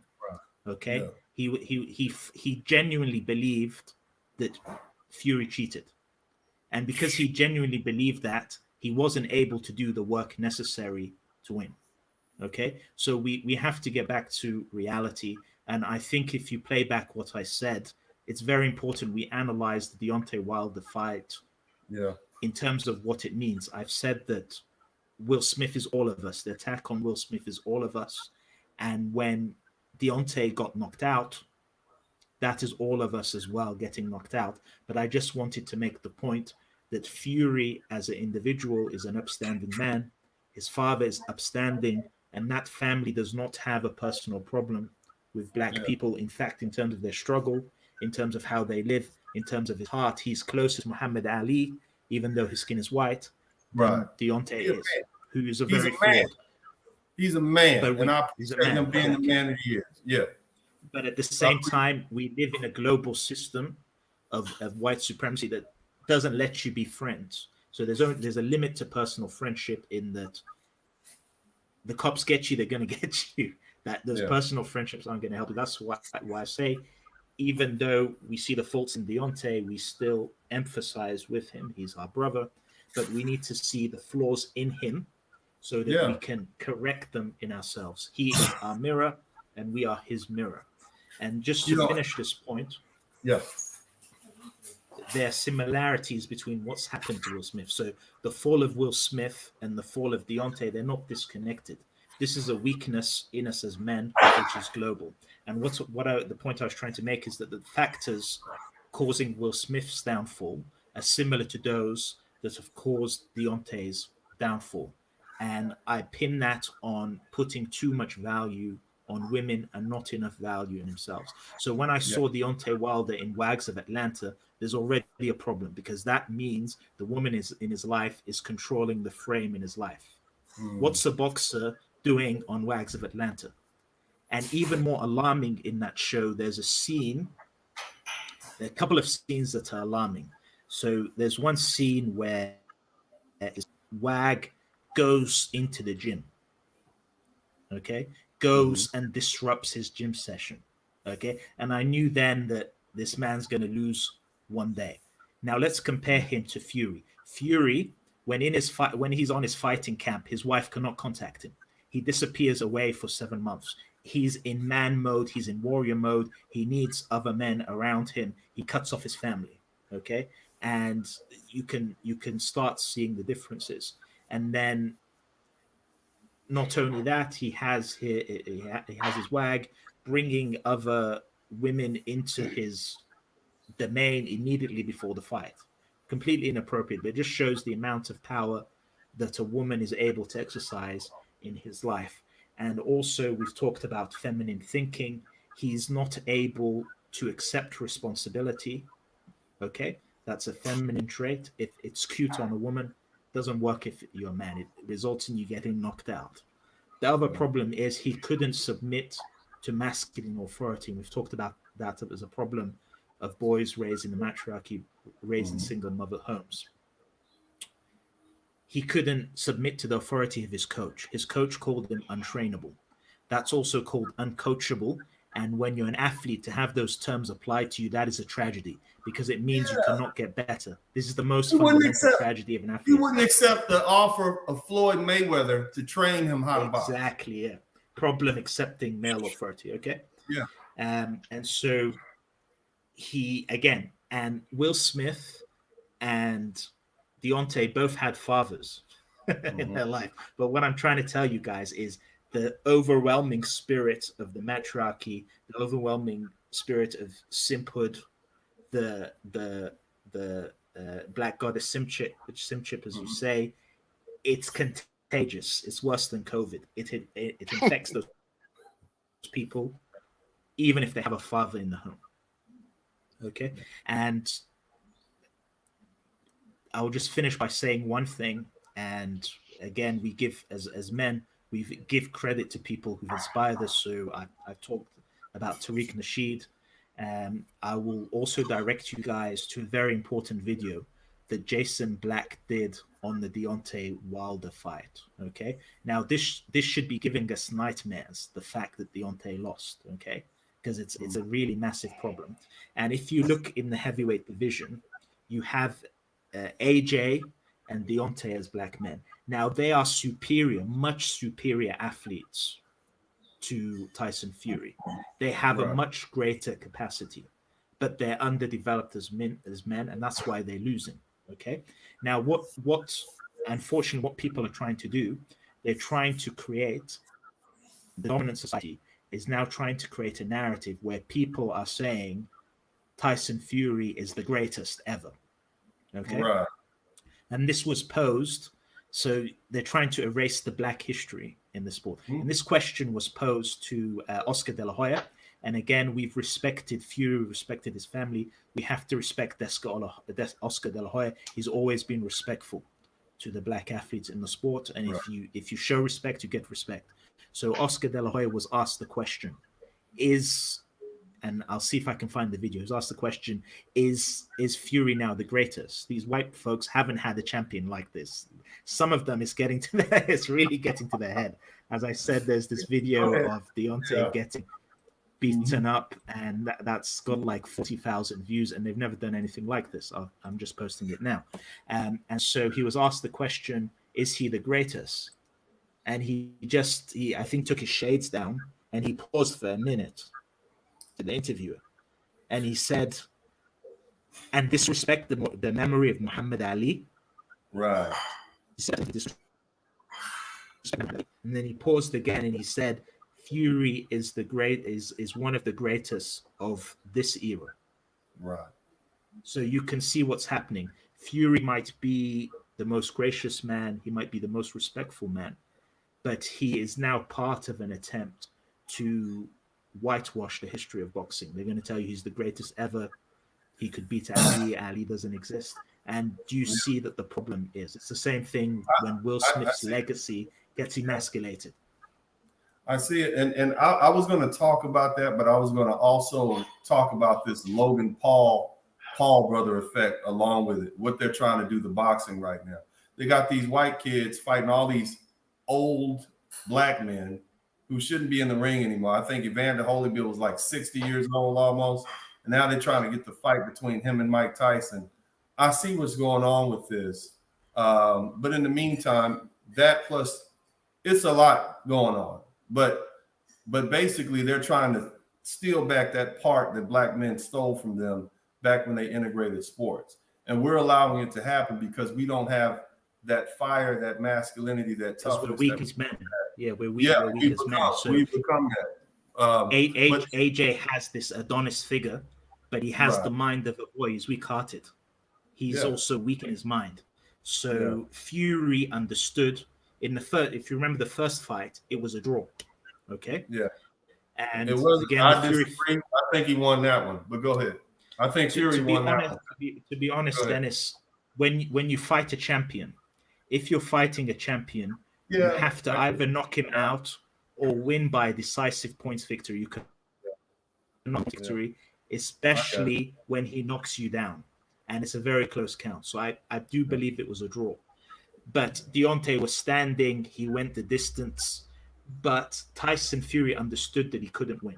So he had, I think, a family member training him, and he instantly fired that trainer and went to the Detroit, the Kronks legacy, Emmanuel Stewart's nephew, because he needs a different step. Right. AJ won't fire his boss. He won't get a different trainer. Very weak, very brittle. And how can a cruiserweight come in and beat you? Not even in his natural. So he's a problem. And Deontay, again, if you compare them, Deontay is a fantastic specimen of athleticism. There's no way he should be getting beaten. But unfortunately, he hasn't developed and matured to his summit. And you've raised the point of, again, the part of life is knowing when to quit. Right. It's a rational, logical decision. I've had a good innings. It's now time to quit. Again, these people, by staying in too long, what you're doing is diluting your legacy.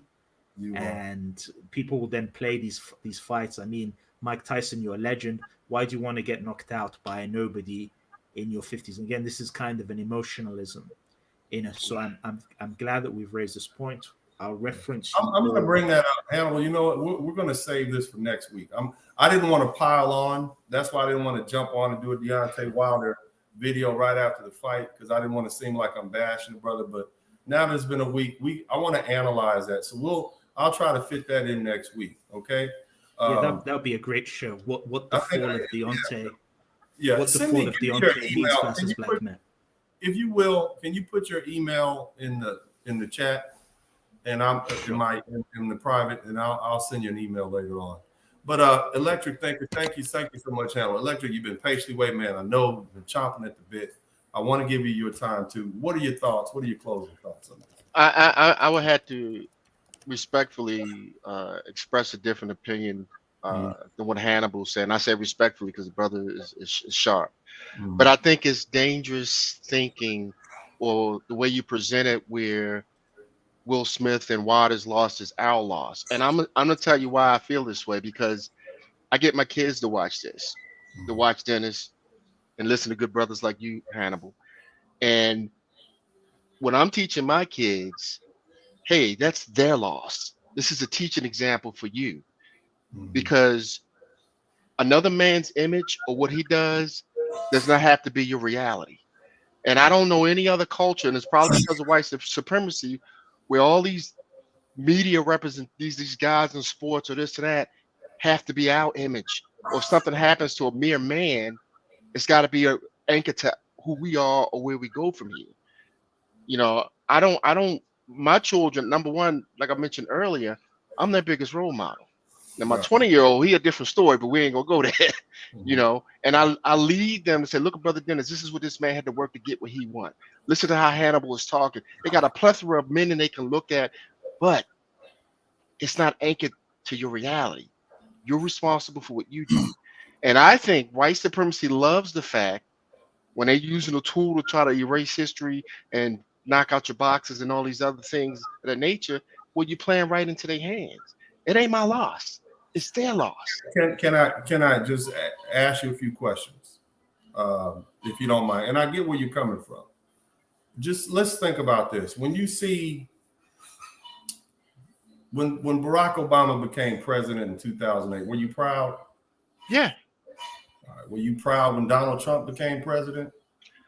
I see where you're going with this, and I'm not saying role models are not important. I'm just asking. But it should not be considered something that changes your trajectory. That's the father's role to teach the kid. I hear you, but I'm just asking you, were you proud when Donald Trump became president? Not really, no. Okay, so why were you proud when Barack Obama became president? Politically speaking, there may be some, you were hoping that this would put some things in our favor where we can make some changes for Black people. We've had presidents before who've done things politically for us. I mean, Clinton, maybe, arguably, even, that Kennedy, we could argue that. But why were you particularly proud of Barack Obama's? I was proud of Barack Obama because my kid could look at somebody beyond a rapper or a football player. But if Barack Obama had got impeached and did something crazy, my children would not have hung their hopes on him. I'm just asking some questions.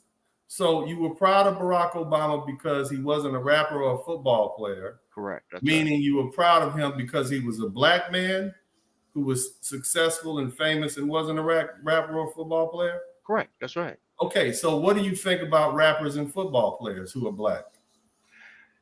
The point I'm trying to make. What? I know where you're going with this, but what I'm saying. Here's the thing.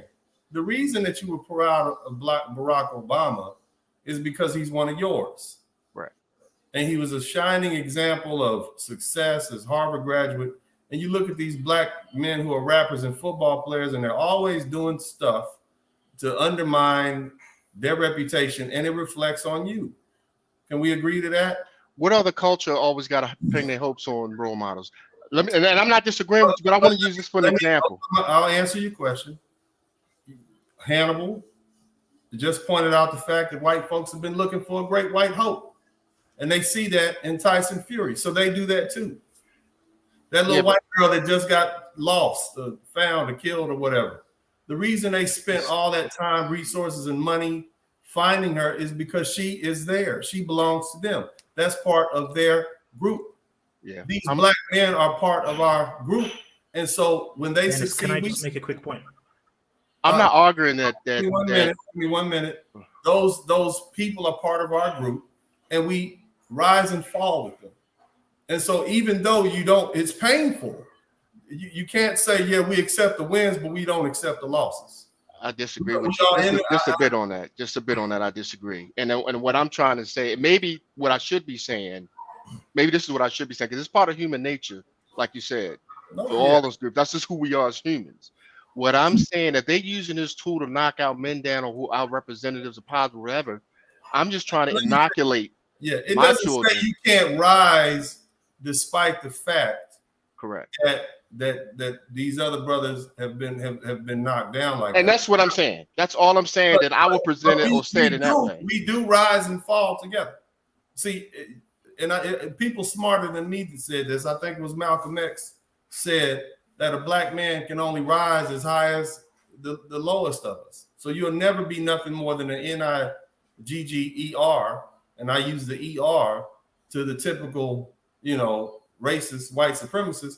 As long as we have that caliber of Black men, that's as long as they look at us like that. But that's why I said it's a teaching example. Like Will Smith should have been made a decision to get out of this. That's what I'm teaching my son. I'm not saying to him that, hey, it's not important to look at, because that's who we are as humans. We look at people that affects us. They make great achievements and things of that nature. Mm-hmm. But when you got some power over you, hoping that if we knock all your leaders down, we break you. That's all I'm saying. Is to look at it in a way where, like you said it yourself, you rise above it and you keep moving. You keep moving. You don't anchor your life or what this guy's doing, what that guy's doing, or this guy's doing. Yeah. You represent yourself. It still reflects on all of us. So we as a collective are seen as one big Negro. Okay, and our lovely ladies have done their best to separate themselves for us. But they somehow, these white folk keep sending them back over here, and they hate us for it. They're like, it is. This is what we're dealing with. But how we're seen, and then how I tell my children to behave are two different things. They're gonna see us no matter what. I can't change what they think, but I can tell my son, look, this is what they're doing. They're knocking them down left and right. Here's some of the decisions you got to make so you grow up, and you won't make the mistake that this guy made. You'll be like a brother Dennis or a brother Hannibal, and keep going and keep it going. There's always going to be somebody out there trying to knock you off, and they might have your same skin color, like women. Well, thank you so much, Electric Thinker. Hannibal wants to add something. You brought something up. He said, Hannibal, if you can, man, I got to get to my boys in the backyard here. I'll be quick. Yeah. So, Electric Thinker, I respect you. I love you as a brother, but you're dead wrong. So, when Eric Garner gets shot, when you see the videos of, what's his name? Floyd, what's his name? The man who started the BLM. Exactly. When you see that video of George Floyd, is George Floyd just an individual? Is that something happening to an individual that's abstracted from you? I'm not saying. I see your point. What you're saying, and I'm not saying what you said was wrong. I'm just saying when younger minds are hearing what you're saying, that it's a loss for all of us. What I'm simply saying, maybe I didn't word it the correct way, is sort of how do we tell them? If you see somebody you looked up to fall down, either their fault or they were tricked into it, how do we prepare them for this? Is what I'm saying. Can you answer that? Let me explain this another way by an antidote. So as a young student, I went to Boston for a semester. I've been in London, okay, and something amazing happened in Boston, okay, which is in London, women are conservative. They don't approach a man, okay? But every day I was in Boston, I was getting women approaching me, trying to flirt with me. Now, I like to think of myself as a critical thinker. So obviously I haven't changed. I like to think it's just me, but it can't be. It must be something in the environment. And so what's happened to make me so magnetic, okay? I couldn't understand this till it dawned on me. Black men in the US, because you're athletes on TV, because you're in the movies, because of people like Will Smith, have a higher social capital, a higher stock than they do in the UK. This is why when I was in Boston, I was getting approached all the time by women who were actively pursuing me. I had as a black man, I was desired, and I had a higher stock in that place. And that higher stock wasn't because of me as an individual, even though my ego would like to attribute it that, is because of the excellent reputation that ADOS brothers have in sports, in athletics, as the rigorous portrayal of masculinity. Now, if we relate this to why the lovely ladies disrespect us and undermine us and go through these 7 levels of disrespect with us, is because they esteem the white man more than they do. And why is that? It's because of the public image has the power, the respect, the honor, the leadership. Now, what you see in the movies is, with fortunately the blaxploitation, with gangster rap, is that a lot of degenerate things, and if we look at like TV shows now, a lot of degenerate things are always put at the hands of black people. Okay, so it's not Harvey Weinstein. If you think about it, who has power in America? It's white men. So who are going to be implicated in the abuse of that power in getting women? It's going to be white men. But no, you have Cosby and you have R. Kelly, and they're the face of it, and the white man is protected. This is why you have Oprah. She's cheesing up with Harvey Weinstein. She's never said anything about him. She's never done a documentary on Weinstein, but she has done one about Michael Jackson based on lies. So, brother, you are dead wrong. Our public image affects all of us. And we can go back historically to Jack Johnson. Jack Johnson, a great man. He is the archetypal boxer. I wish that all of you should study his life. Maybe Dennis has done a show on him. But everything you see in Ali, everything you see in Tyson, everything you see in Mayweather is embodied in Jack Johnson's life and his struggle. Now, in his pivotal fight, when Jack Johnson beat a white man to gain the championship, and remember, he had to get permission to do that fight because white athletes didn't fight black athletes back then. And I've analyzed that immensely historically. And the reason for that isn't because they didn't consider the black man as competitive, it's because they were above losing to a black man. That's why they wouldn't allow a black man to have the title shot. And so when Jack Johnson beat that white man to win his title in Australia, the footage from that fight of the savage beatdown he had was censored for decades. Purposely censored for decades. In fact, in the US, there was a law banning the reproduction of those photographs of Jack Johnson beating his white opponent. Well, Hannah, let me just say this before I got to. Brother, come on now. Hold on, hold on. To protect the image of a white man, because they cannot have a white man being beat by a black man. And this is where the whole idea of the Great White Hope happened. And this is why, if you go, Dennis, if you could post that link, I'll post it again for you, of the Deontay Wilder. It popped up, but it said that it was bad. All right, lecture thinker, you got like 30 seconds. Yeah, Hannibal, actually, we agree. And again, and maybe it's more or less the way I worded it. No, I'm not saying our image is not affected by that. Absolutely, 100%. The currency we got in the public, absolutely.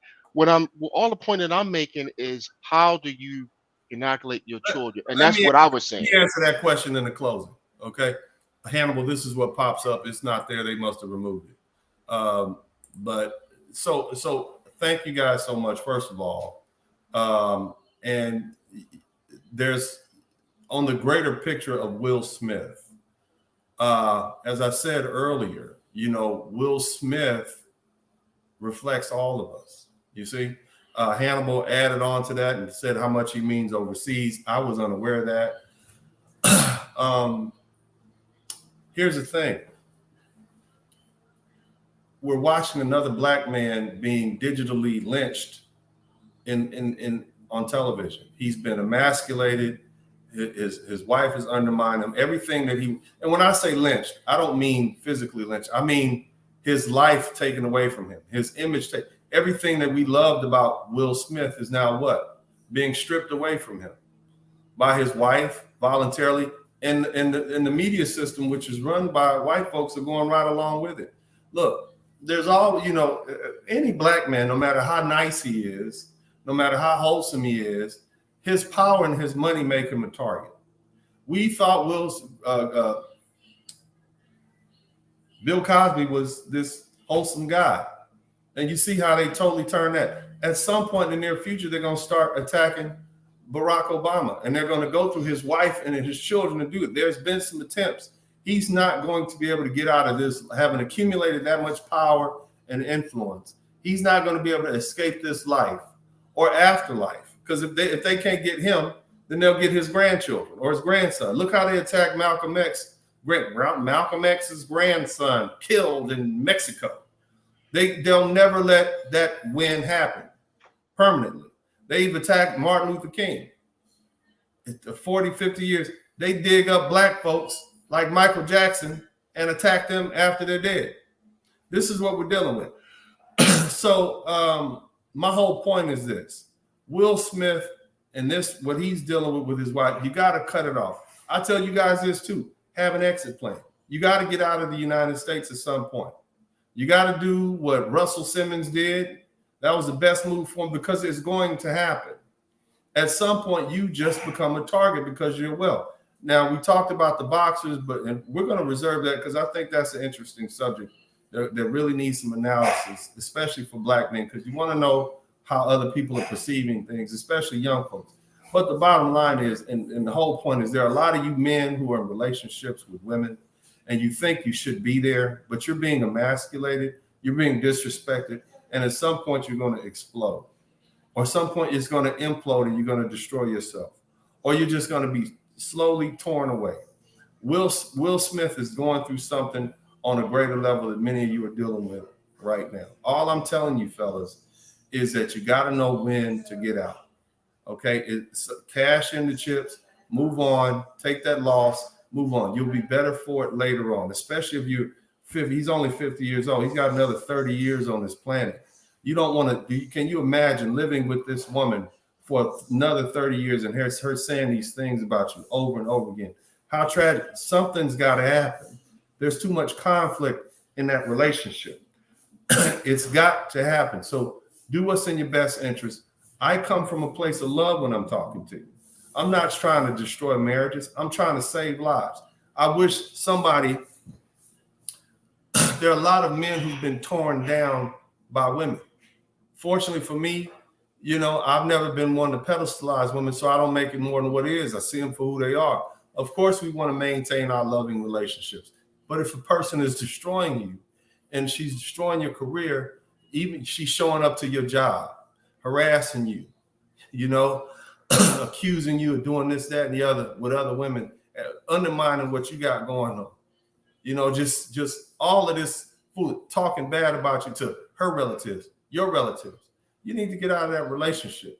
You do. It's not good for you. As far as Will Smith, he needs some real brothers around him. He needs some real brothers around him to help break that queen mother goddess simp chip that has him holding on to that failing marriage, because it's going to get worse. I put a video up earlier that I put up 2 years ago, and I predicted it's going to get worse. It's going to continue to get worse. It's not too much after she starts cheating on you and lying about you and making stuff up. Hannibal brought up the fact that Tariq Nasheed, the historian and filmmaker, pointed out he had a list of 7 different things, and I can't disagree with that. It ends bad. It's bad now, but it's going to get worse. Think about that, fellas. All right. I appreciate Hannibal and Electric Thinker. You guys have been awesome. We've definitely gone about an hour past the time I planned to go, but the conversation was so interesting. Thank you so much. I appreciate you guys. And we'll be back. God bless you all. I appreciate you. This is Uncle D, and I'm out.